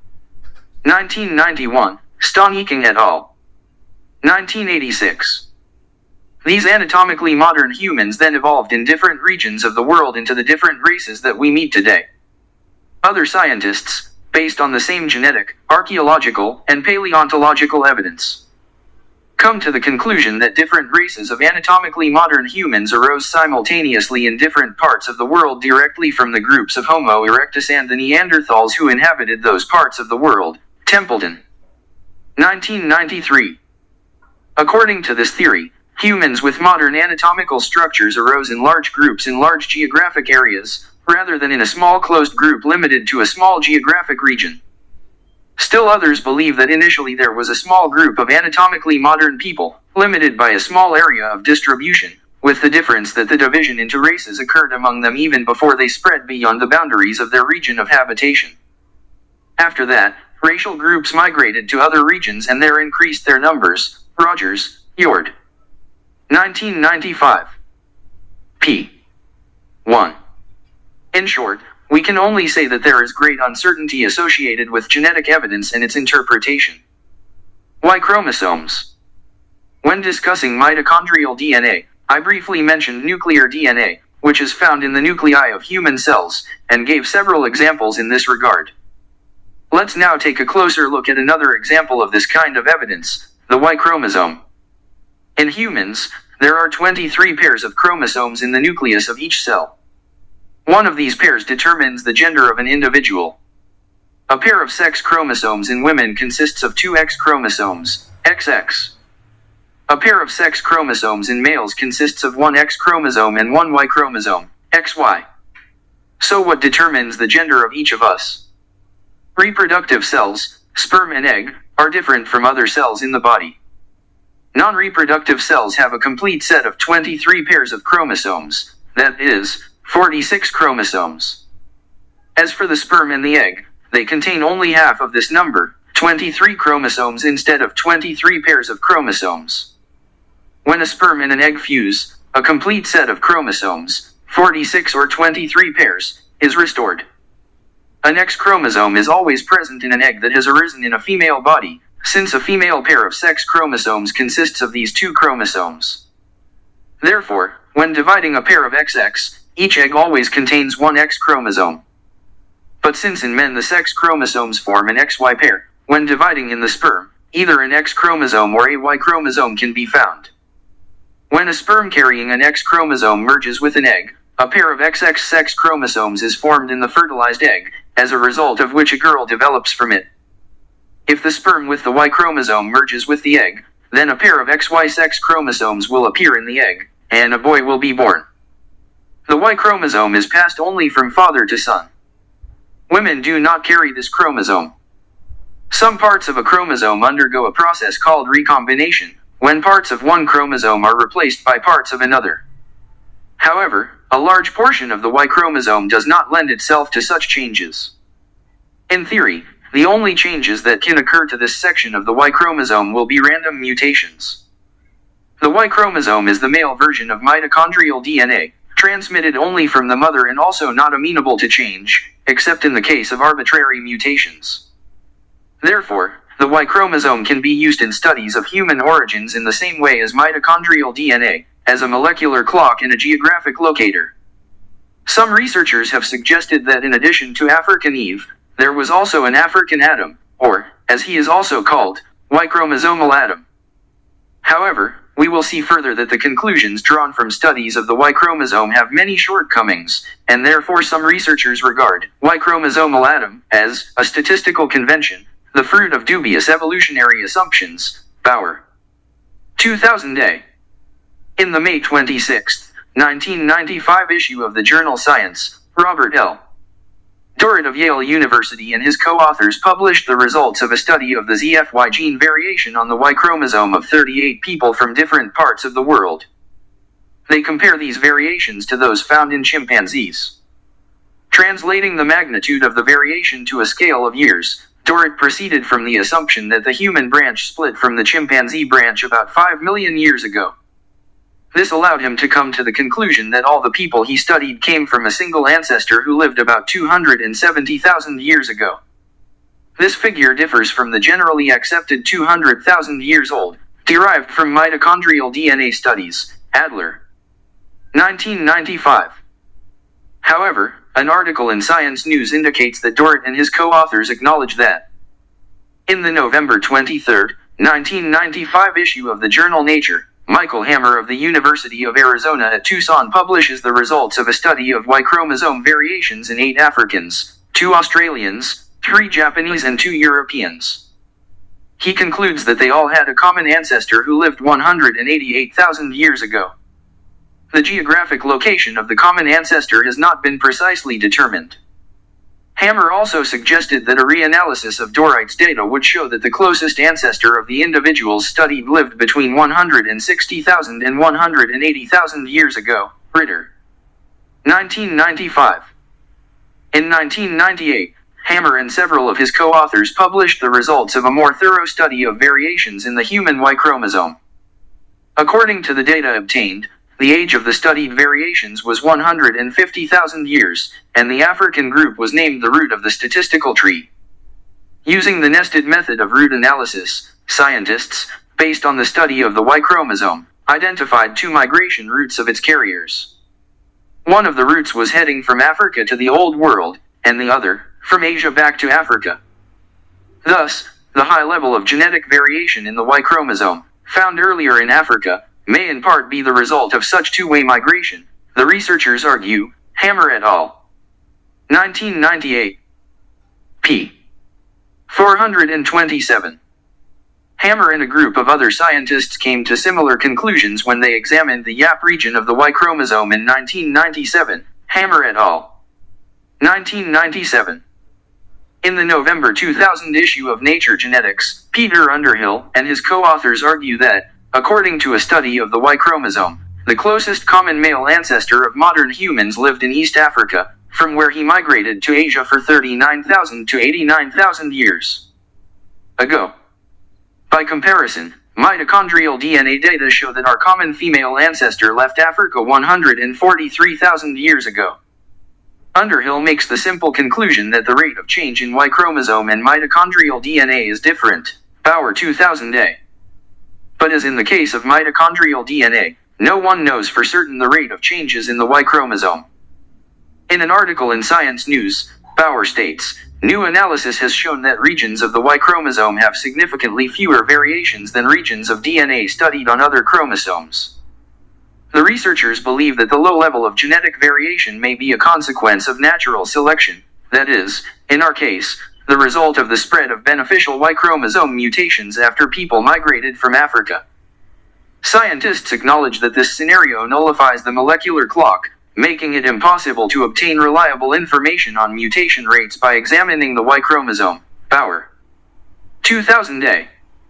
Geneticist Rosalina M. Harding of the John Radcliffe Medical Center, Oxford writes, we do not know how natural selection and population structure affects the Y chromosome. I would not draw any evolutionary conclusions from the data obtained by Underhill, Bauer 2000a. Underhill, for example, believes that Africa was home to the most recent common ancestor of modern humans, because he found the greatest number of Y chromosome variations in Africans. However, Harding notes that these variations may have arisen not because the first humans lived in Africa, but because its population was larger than the population of other parts of the world. In addition, gene variation in people outside Africa may have been reduced by the proliferation of particularly favorable genes among them. Bauer writes, if the critics are right, Y chromosomal Adam could have been a historical, not a prehistoric figure, Bauer 2000a. In other words, humans may have existed many millions of years ago, and the genetic variation we are seeing now may only reflect recent genetic events in this long history. Earlier results may have simply disappeared over time. That these variations could have arisen not because the first people lived in Africa, but because its population was larger than the population of other parts of the world. In addition, gene variation in people outside Africa may have been reduced by the proliferation of particularly favorable genes among them. Bauer writes, if the critics are right, Y chromosomal Adam could have been a historical, not a prehistoric figure, Bauer 2000a. In other words, humans may have existed many millions of years ago, and the genetic variation we are seeing now may only reflect recent genetic events in this long history. Earlier results may have simply disappeared over time. That these variations could have arisen not because the first people lived in Africa, but because its population was larger than the population of other parts of the world. In addition, gene variation in people outside of Africa may have been reduced by the proliferation of particularly favorable genes among them. Bauer writes, if the critics are right, Y chromosomal Adam could have been a historical, not a prehistoric figure, Bauer 2000a. In other words, humans may have existed many millions of years ago, and the genetic variation we are seeing now may only reflect recent genetic events in this long history. Earlier results may have simply disappeared over time. Gene variation in people outside Africa may have been reduced by the proliferation of particularly favorable genes among them. Bauer writes, if the critics are right, Y chromosomal Adam could have been a historical, not a prehistoric figure, Bauer 2000a. In other words, humans may have existed many millions of years ago, and the genetic variation we are seeing now may only reflect recent genetic events in this long history. Earlier results may have simply disappeared over time. Gene variation in people outside Africa may have been reduced by the proliferation of particularly favorable genes among them. Bauer writes, if the critics are right, Y chromosomal Adam could have been a historical, not a prehistoric figure, Bauer 2000a. In other words, humans may have existed many millions of years ago, and the genetic variation we are seeing now may only reflect recent genetic events in this long history. Earlier results may have simply disappeared over time. That we are seeing now can only reflect recent genetic events in this long history. Earlier results may have simply disappeared over time. That we are seeing now can only reflect recent genetic events in this long history. Earlier results may have simply disappeared over time. The most recent studies of the Y chromosome show that it is too early to draw definitive conclusions based on them. A group of Chinese and American researchers, K et al. 2001, took samples from 12,127 males from 163 East Asian peoples and examined 3 Y chromosome markers, YAP, M89, and M130. According to the data obtained, 3 mutations of these markers, YAP+, M89T and M130T, originated in Africa, and their origin can be traced back to another African mutation M168T, which appeared on the African continent 35,000 to 89,000 years ago. The researchers found that the East Asian subjects had one of 3 African mutations, derived from the M168T mutation. They took this as an indication that the peoples who migrated from Africa completely supplanted the hominids, the indigenous population of East Asia. Otherwise, Y chromosomes would be found. According to Kay and his co-authors, it has been clearly demonstrated that all Y chromosomal haplotypes found outside Africa are younger than 39,000 to 89,000 years old and originate from Africa. Kay et al. 2001. p. 1152. However, they note that these figures are very approximate and depend on several assumptions. These assumptions were not explicitly mentioned in their report. The authors do not deny the possibility of selective cleansing, which removed obsolete information from the Y chromosome in the modern population of East Asia. They also admit that information on the Y chromosome is subject to stochastic processes, i.e. genetic shift, which could also lead to the destruction of archaic bloodlines. Kay and his co-authors acknowledge the existence of another problem, which, in their words, creates difficulties. Kay et al. 2001. p. 1152. They noticed that the age of the closest common ancestor, determined by analyzing variations in mitochondrial and Y chromosome DNA, was very different from those obtained by analyzing variations in X chromosome DNA in autosomes, non-sex chromosomes. They write, the age of the common ancestor obtained from the analysis of genes of autosomes and X chromosomes is 535,000 to 1,860,000 years, which is much longer than that obtained from the analysis of mitochondrial DNA and Y chromosome. Kay et al. 2001. p. 1152. The authors make the assumption that during the time of mass migrations from Africa, there were 3 to 4 times more men than women, which led to the appearance of large variations in the DNA of autosomes and X chromosomes.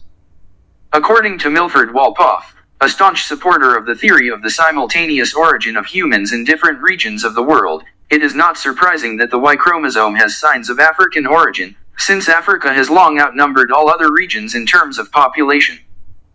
Therefore, the African population initiated the largest number of Y chromosome lineages, which eventually supplanted other lineages that originally existed in parallel with the African. Gibbons. 2001. p. 1052. Ann Gibbons talks about the difficulties in verifying the reliability of the data obtained from the analysis of the Y chromosome and mitochondrial DNA. Ideally, it would be required to compare this data with data from DNA studies of many other chromosomes in the cell nucleus in order to find out whether they correspond to the conclusions about the age and geographical source of a person with a modern anatomical structure.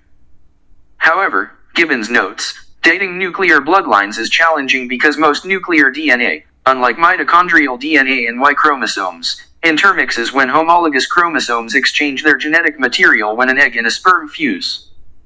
This makes the determination of genetic lineage so difficult that many geneticists fear that they will never be able to confirm or deny the completeness of the substitution.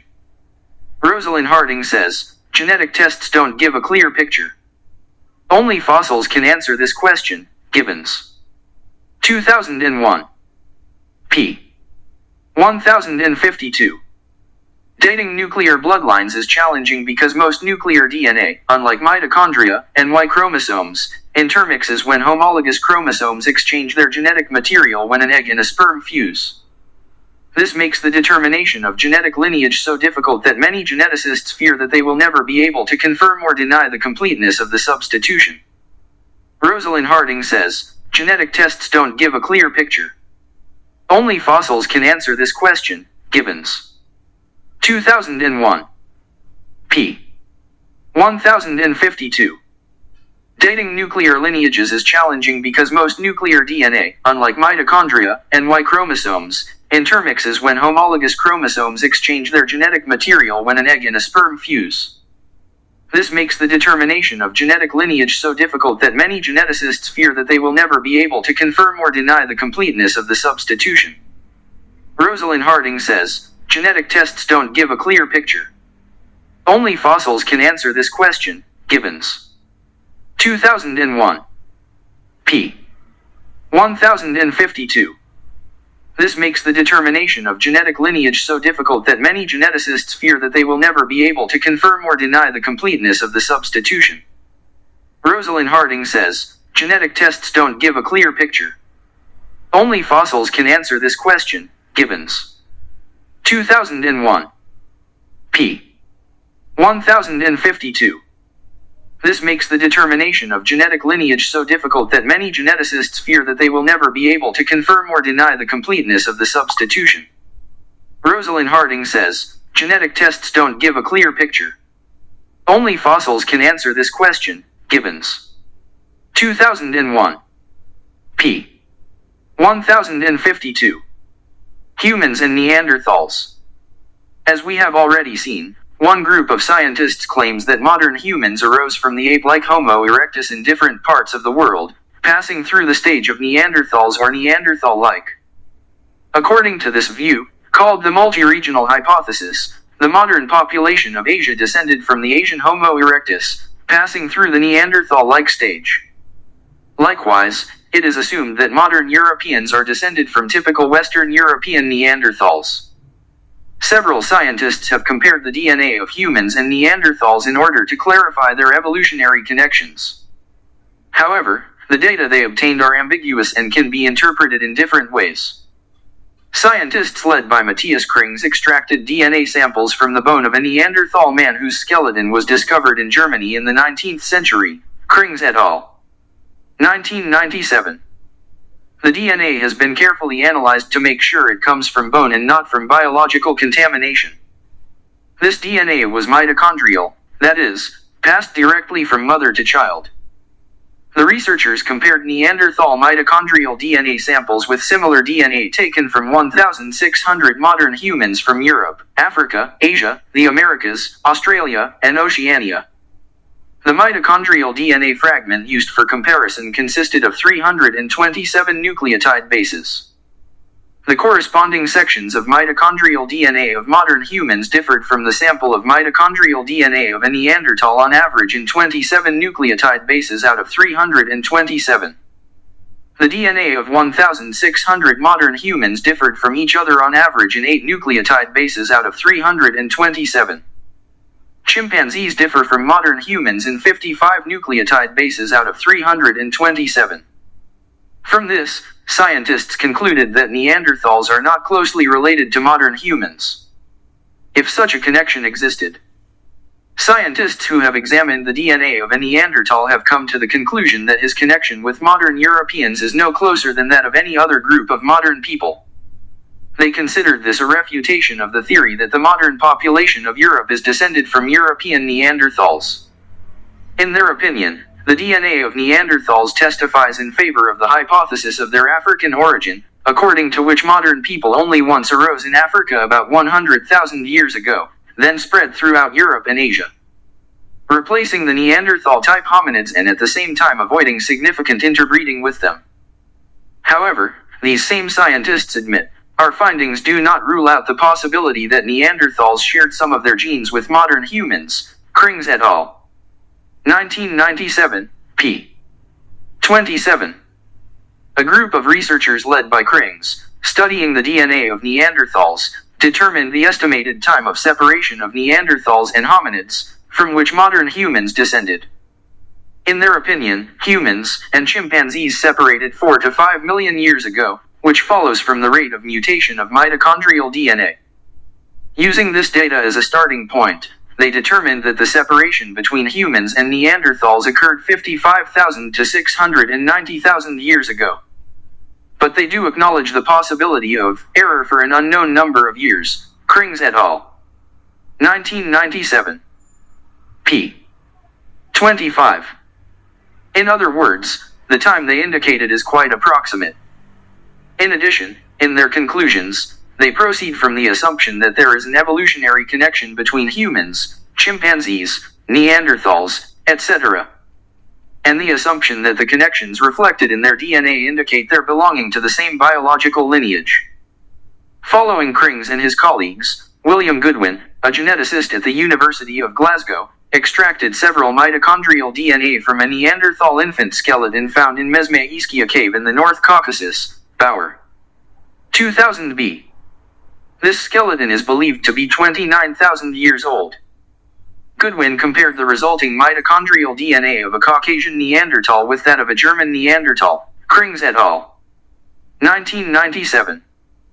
He found as many differences between them as he found between the mitochondrial DNA of modern humans. In other words, these two Neanderthals were genetically close to each other. In addition, the mitochondrial DNA of the Caucasian Neanderthal differed from the mitochondrial DNA of modern humans approximately as much as that of the German Neanderthal, which also indicates its genetic difference from modern humans. According to Goodwin, this is evidence in favor of the African descent of the individual. However, Milford H. Wolpoff, a proponent of the multi-regional origin of modern humans, suggested that the mitochondrial DNA of anatomically modern humans 30,000 years ago would differ from the mitochondrial DNA of modern humans as much as the DNA of a Neanderthal. This could be verified by testing the DNA of a representative of Homo sapiens who lived 30,000 years ago. In the June 2000 issue of the American Journal of Human Genetics, Lutz Bachmann and colleagues at the Field Museum in Chicago published the results of a study of the nuclear DNA of two Neanderthals in an anatomically modern Homo sapiens 35,000 years ago.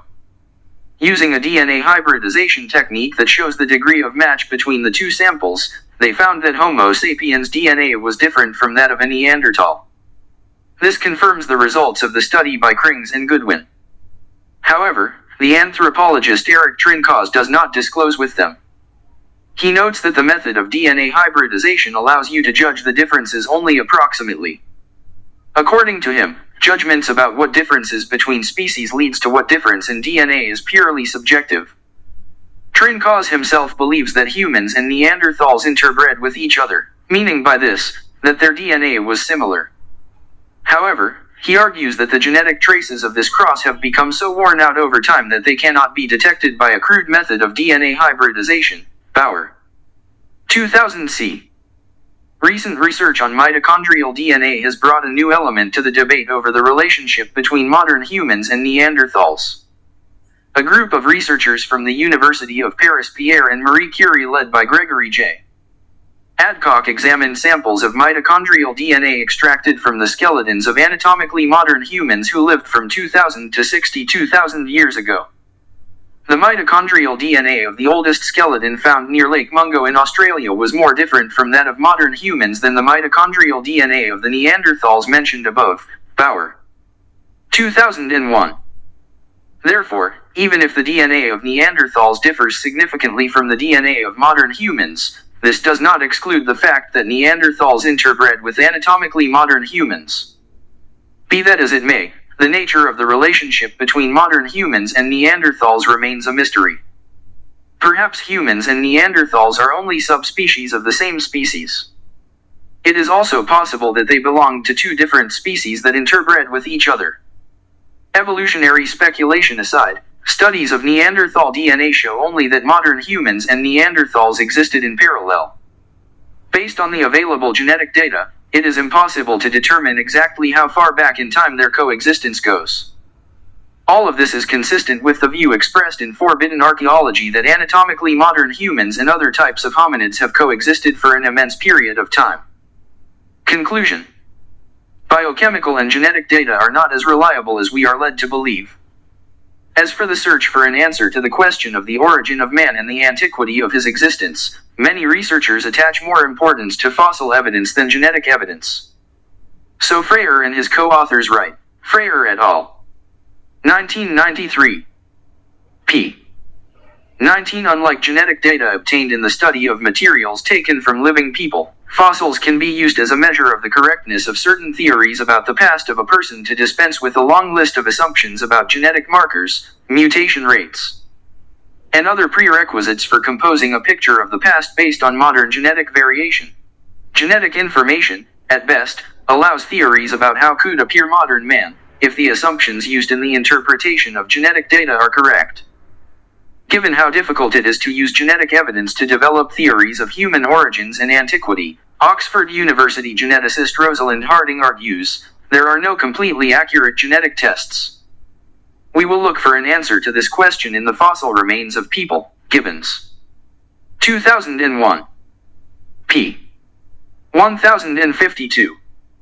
If we consider all the available fossil evidence, it can be seen that anatomically modern humans have existed for so long that their presence on the planet cannot be explained by Darwinian evolution. In addition, if we consider the origin of man in the framework of an even larger scale question of the origin of life on Earth, then it is easy to see that modern science has not been able to answer. Researchers on the creation of artificial intelligence and artificial life have also failed to present a convincing model of living organisms. Rodney Brooks of the Massachusetts Institute of Technology's Artificial Intelligence Lab writes in his candid article in Nature, "No one in artificial intelligence or artificial life has ever come up with artifacts that even remotely resembled living things. The so-called artificial intelligence cannot be compared even with the intelligence of the simplest animals, and artificial life is much inferior in complexity to even the simplest forms of life." Brooks. 2001. p. 409. Brooks believes there is more to this failure than insufficient computer power, incorrect parameters, or insufficiently sophisticated simulations. He talks about the possibility of that we are missing something fundamental, hitherto unaccounted for in our models. What is it? It is possible, suggests Brooks, that some aspect of living organisms remains invisible to us. Currently, scientists consider living organisms as machines, in which biomolecules serve as details. It is likely that soon we will discover new properties of biomolecules or some previously unknown component. Let's call it the hypothesis of an unknown component, the meaning of which is that living organisms may contain something that defies modern scientific understanding. Brooks. 2001. p. 410. What is this something? Brooks refers, for example, to the philosopher David Chalmers, who suggested that consciousness could be such an unexplored component. Brooks continues, other philosophers, both religious and secular, offer in this capacity an even more difficult to recognize phenomenon, the soul, or the so-called life force. Brooks. 2001. p. 409. Following these scholars, I would suggest that humans and other living things have a soul, a conscious self, as well as life force. The recognition of this is a necessary condition for explaining the existence of living things and their origin. Chapter 5. Beyond Fossils and Bones, Alfred Russel Wallace and the Spirit World. If Darwinian theory is really untenable and we did not descend from apes, as follows from Forbidden Archaeology, then from whom are we descended? To answer this question, you must first understand the fundamental assumptions about the observed nature. By limiting ourselves to the framework of generally accepted concepts, we thereby significantly reduce the number of admissible theories of human origin. Proponents of orthodox science are of the opinion that all phenomena of the observed nature are the result of certain processes that occur in accordance with physical and chemical laws. I am convinced that it is necessary to revise the very premises on which all assumptions about physical phenomena are built. There are many reasons for this, and some of them are explained in the writings of one of the founders of the theory of evolution by natural selection. In 1854, the young English naturalist Alfred Russel Wallace traveled across eastern India in search of wildlife specimens. He was very interested in the patterns of distribution of various species of plants and animals throughout the country.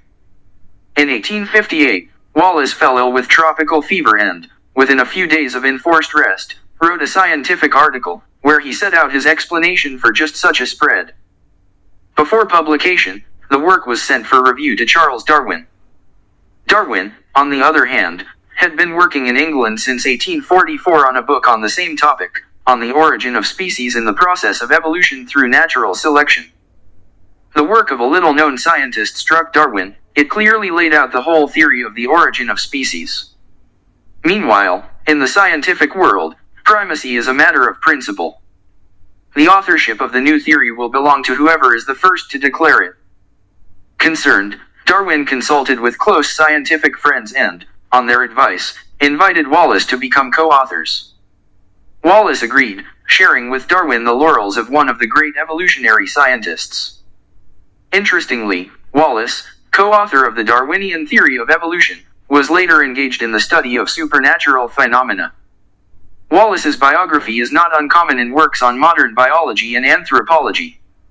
However, in all biographies of Wallace, without exception, the fact that he carefully studied spiritualism and supernatural phenomena was ignored. Instead, the biographies portray Wallace as a staunch materialist. Wallace studied supernatural phenomena with such interest also because he himself believed in the existence of the spirit world. Based on his own experience and reliable reports of other scientists, he concluded that there is a hierarchy of spirits in the universe and some of them can communicate directly with people, mainly through mediums. According to Wallace, inferior spirits, acting through mediums, are the cause of many supernatural phenomena, including clairvoyance, miraculous healings, communication with the dead and ghosts, materialization of physical objects, levitation, and much more. More powerful spirits, in his opinion, could well have played a role in the origin of species, guiding this process in one way or another. But modern evolutionists do not want to hear anything about spirits that can influence matter, because this casts doubt on the prevailing theory of evolution, based on philosophical naturalism. The essence of philosophical naturalism is that everything in nature occurs according to known physical laws. If we agree with the existence of non-material entities and phenomena, then the theory of evolution will cease to be the only possible explanation for the origin of species. But it is quite possible that there really was some perfume here. In such a case, both natural and supernatural selection must be considered. Wallace believed in more than just the existence of spirits. He was also sure that a person with a modern anatomical structure appeared a very long time ago. For example, Wallace acknowledged the reliability of Whitney's findings, from which, based on modern methods of determining geological age, it followed that people lived in California 50 million years ago. Cremo, Thompson. 1993. pp. 368 to 394, 439 to 458. Wallace noted that such evidence is always subject to doubt, ridicule and all kinds of accusations. Wallace. 1887. p. 667. According to the scientist, it is more correct to consider evidence of antiquity of human origin as follows: register and conditionally accept them if similar evidence would be considered sufficient in the case of animals, and not ignore them as unworthy of attention and indiscriminately accuse researchers of fraud or stupidity. Wallace himself was subjected to similar criticism when he presented the results of spiritualistic research to his colleagues. In his autobiography, Wallace talks about the reactions of his colleagues and the public. The vast majority of people these days are forced to believe that miracles, spirits and all the rest of the number of strange phenomena described here cannot exist, that they are contrary to the laws of nature, that they are relics of the past, and therefore are either deception or hallucinations. These facts simply do not fit into the ideas of such people. When I began my research, the same could be said about me. These facts also did not fit into my ideas. My convictions, my knowledge, my belief in the supremacy of science and the laws of nature, all this did not allow me to allow such a thing. And even when the facts, one by one, piled on me, not allowing them to be ignored, even then, in the language of Sir David Brewster, impressed by what Mr. after checking many other explanations. I was forced to reject them. Many believe that when I and my colleagues wrote about the reasons for such phenomena, I hoped that they would take my word for it. However, it is not. I am not writing with the intention of over-persuading, but with the intention of arousing interest. I urge readers not to believe, but simply to question their own infallibility in this matter. I encourage you to do your own research and patiently experiment yourself before jumping to conclusions and calling me a victim of deception and a fool. I urge you to respect the subject to which we have devoted many years of careful observation. Wallace, 1905. Volume 2. pp. 349 to 350. First experiments with hypnosis. Wallace became interested in supernatural phenomena in 1843. At that time, some English surgeons, such as Dr. Elliotson, used hypnosis as anesthesia during operations. Now this is no longer surprising, but in those days this method of pain relief caused heated debate. Wallace wrote, "Famous surgeons and psychologists have argued that in these cases the patients were either in cahoots with the surgeon or were naturally insensitive to pain. Surgeons using this method were accused of bribery of patients, and Dr. Elliotson was called the defiler of the Temple of Science. The Medical Surgical Society even forbade reading his work on hypnotic amputation. And Elliotson himself was expelled from the professorship of the University of London." Wallace. 1896. pp. 9x. Wallace was then teaching at a school in one of the central counties of England. In 1844, the traveling hypnotist Spencer Hall stayed in that city, conducting public sessions. One of these sessions was attended by an extremely interested Wallace with some of his students. After learning from Hall that almost anyone can become a hypnotist, Wallace decided to conduct an experiment. By practicing with his students, he soon mastered the art of hypnosis and learned to demonstrate extraordinary phenomena. Some of them fit into the framework of modern medical hypnosis, and some do not. Wallace. 1896. p. x. 126 to 128. Wallace. 1905. Volume L. pp. 232 to 236. One of these phenomena was the transmission of sensations. The ability to feel the same as I, which appeared in one of my patients, became for me the most mysterious phenomenon of all that I have ever seen, he later wrote. When I held the patient's hand, he could touch, smell or taste the same taste as me. I built a chain of several people holding hands, and on one side of the chain was me, and on the other, my patient. When in complete silence I was pricked with a needle or pinched, he instantly put his hand on the appropriate place on his body and said that he was pinched or pricked. If I put a piece of sugar in my mouth, he instantly made a sucking movement, and in the most expressive way, with mimics and sounds, showed the taste of what I had tasted. Wallace. 1896. pp. 127 to 128.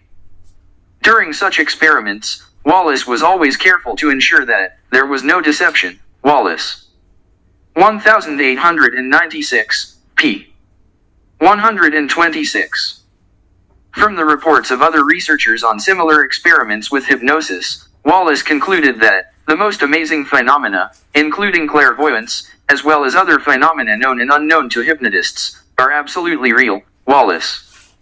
1896. p. 11. Despite the many documented records of research conducted by competent scientists, the scientific world is still wary of hypnosis. Over time, science has combined phenomena such as temporary numbness, behavior change, and mild hallucinations under the term hypnosis.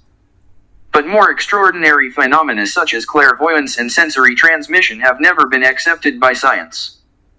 In any case, Wallace himself realized the importance of his experiments. This was my first lesson learned from comprehending the unknown. You can never put the doubts of the great, as well as their accusations of deception or stupidity, above the repeated observations and testimonies of sane and honest people. Wallace. 1896. P. X. Traveling in the tropics. From 1848 to 1862, Wallace traveled extensively with his brother in the tropics, collecting wildlife samples and keeping diaries. In an Indian settlement in the Amazon region of Brazil, Alfred Wallace's brother, Herbert, hypnotized a young Indian. At Herbert's command, the Indian youth's arm stopped bending. Then Herbert revived the hand, and then ordered the Indian to lie in the hut until they returned. 2 hours later, the brothers returned and found the Indian in the same position as if he was paralyzed. Although he tried to sit or stand, he failed. Wallace. 1905. Volume 2. pp. 275 to 276. Wallace returned to England alone. His brother died of tropical fever. After a while, Wallace equipped another expedition, this time to the East Indies. There he learned about many other supernatural phenomena besides those he observed while experimenting with hypnosis. During my 8 years of traveling in the East, I read from time to time in the newspapers about the strange experiments that mediums were staging in England and America, and some of them went so far beyond the usual that I was inclined to consider them a figment of a sick imagination. Others, on the contrary, seemed so reliable that I could not believe in them and convinced myself, like most people, that this was either deception or hallucinations. Wallace. 1905. Volume 2. p. 276. Despite some distrust of such experiments, Wallace was in no hurry to draw conclusions. His own experiments clearly proved that we are talking about the secrets of human consciousness, which modern science ignores because it is unable to explain them. Wallace. 1896. p. 131. And when Wallace returned to England in 1862, he was determined to research spiritualism. The first spiritualistic experiments. At first, Wallace only read other people's reports, but in the summer of 1865 he himself witnessed several unusual phenomena. The first experiment took place at the house of a friend of his, whom Wallace described as a scientist, a lawyer, and a skeptic. Wallace. 1896. p. 132. Wallace, the owner of the house, and his family sat down at a large round table and laid their hands on it. Wallace noticed the inexplicable movement of the table and heard an equally inexplicable knock. Wallace. 1896. pp. 132 to 133. After that, on the recommendation of one of his friends, Wallace met with the medium, Mrs. Marshall, who showed everyone much more unusual phenomena than those that Wallace had seen. Wallace met with her several times, usually in the company of his friends, skeptical scientists. Among the numerous physical phenomena that they observed, there was the flight of a small table, which hovered for 20 seconds above the floor at a distance of 30 centimeters, and the strange movements of the guitar, and the sliding of chairs on the floor, and the taking off of a chair along with a woman sitting on it. Wallace wrote, there could be no deception or falsification. Each time before the start of the session, we checked the tables and chairs, made sure that they were not in any way attached to the floor, and randomly placed them. Several such phenomena happen literally in our hands, away from the medium. Wallace. 1896. p. 136. In Mrs. Marshall's sessions, Wallace saw words spontaneously appear on sheets of paper under the table, and witnessed the transmission of meaningful messages through knocking. These messages contained personal information, as well as names and dates not known to the medium. Wallace. 1896. pp. 137 to 138. One of these messages, received by Wallace, contained the name of his deceased brother, the name of the place in Brazil where he died, and the name of the last person who saw him alive. Wallace. 1896. p. 137. Not known to the medium. Wallace. 1896. pp. 137 to 138. One of these messages, received by Wallace, contained the name of his deceased brother, the name of the place in Brazil where he died, and the name of the last person who saw him alive, Wallace. 1896. p. 137. Not known to the medium, Wallace. 1896. pp. 137 to 138. One of these messages, received by Wallace, contained the name of his deceased brother, the name of the place in Brazil where he died, and the name of the last person who saw him alive, Wallace. 1896. p. 137. As a result, Wallace finally came to believe in spiritualism. Critics suggested that this was due to Wallace's religious upbringing. Wallace. 1896. p. 6. However, Wallace himself, describing the worldview that he then adhered to, wrote, "It should be noted that for 25 years I was skeptical about everything related to the existence of a supernatural or superhuman mind, and never for a second admitted the idea that miracles demonstrated by mediums may indeed be true. If my beliefs have changed now, it is only because the facts forced me to do so. It was not the fear of death that prompted me to study this issue. And it was not an excessive striving for eternal life that made me believe in facts that, if they do not prove these miracles, then at least testify that." A scientific view of the supernatural. In 1866, Wallace published in a periodical a work on spiritualism called A Scientific View of the Supernatural. In it, he collected all the documented evidence of supernatural phenomena known to him, such as messages from spirits. Later Wallace published this work in the form of a brochure and sent it to all his scholarly friends and acquaintances. Among the addressees was Thomas Henry Huxley. In response, he wrote the following: "I am not shocked by this and will not offer you to undergo a psychiatric examination. All this may turn out to be true, despite all the information I have to the contrary, but for me this topic is not of the slightest interest. I have never been interested in idle chatter, whether it comes from people or from spirits. As for the study of this phenomenon, now half a dozen of studies that are much more interesting to me are waiting for me, to which I am going to devote all my free time. I will not do research in this area for the same reason that I do not play chess. I cannot take this entertainment as serious work, and at the same time it is too serious work to be entertainment." Wallace. 1905. Volume 2. p. 280. Wallace was not opposed to Huxley's decision to devote himself to other studies, but he strongly objected to the denigration of his own work. "The word chatter is in no way applicable to my work, which contains facts of the most unusual physical and mental phenomena, witnessed by 22 respected people, including mathematicians, astronomers, psychologists, lawyers, clergymen, and writers. Many from the world fame," answered Wallace. Wallace. 1905. Vol. 2. p. 280. In his work Wallace lists them by name. Wallace. 1896. pp. 35 to 36. Professor A. De Morgan, mathematician and logician; Professor Challis, astronomer; Professor W.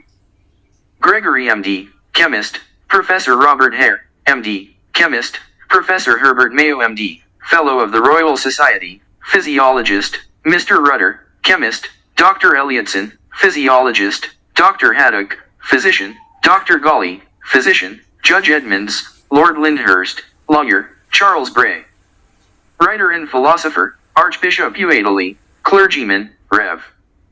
W. Kerr, M.A., minister; Rev. W. Carr, M.Sc. Colonel I.B. Wilbraham, military man; Sir Richard Burton, researcher, linguist, and writer; I. Nassau Sr., political economist; W. M. Thackeray, writer; T. A. Trollope, writer; R.D. Owen, writer and diplomat; W. Howitt, writer; S. C.H. Hall, writer; researcher, linguist, and writer; I. Nasso Sr., political economist, W. M. Thackeray, writer, T. A. Trollope, writer, R.D. Owen, writer, and diplomat, W. Howitt, writer, S. C.H. Hall, writer.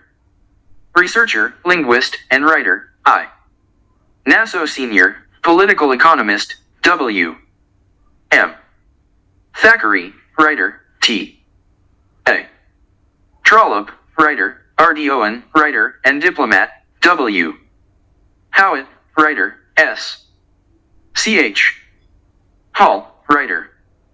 In another letter to Huxley, Wallace noted that most mortals are addicted to chatter, so their communication with spirits should not be expected to take the form of sophisticated discussion. Wallace.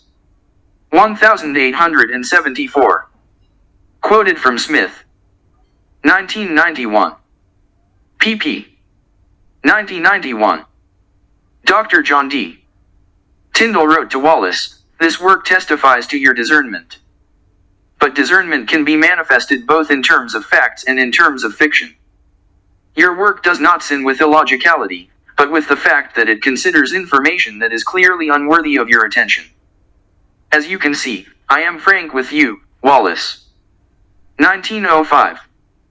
Volume 2. p.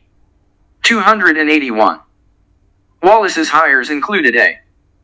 De Morgan, a mathematics professor who taught at the University College. As a medium himself, De Morgan wrote Wallace a letter warning him of the difficulties he would face when trying to discuss the subject in academia, towards this subject with a great deal of skepticism, and in every possible way they try to justify such an attitude towards it. It is possible that they will want to leave in the shadows everything connected with spiritualism. This has already happened, as far as I know from reliable sources. Wallace. 1905. Volume 2. p. 284. Nevertheless, Wallace invited the largest scientists to the spiritualistic experiments, asking them to attend several seances in a row. Such a request is quite appropriate, because any scientific experiments require verification and are carried out repeatedly.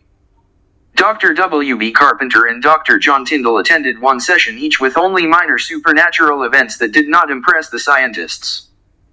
Both scholars refused to come again. Wallace. 1905. Volume 2. pp. 278 to 279. The rest of the invitees did not want to attend the seances at all. D. H.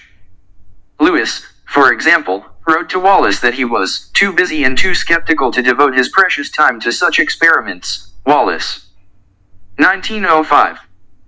Volume 2. p. 279.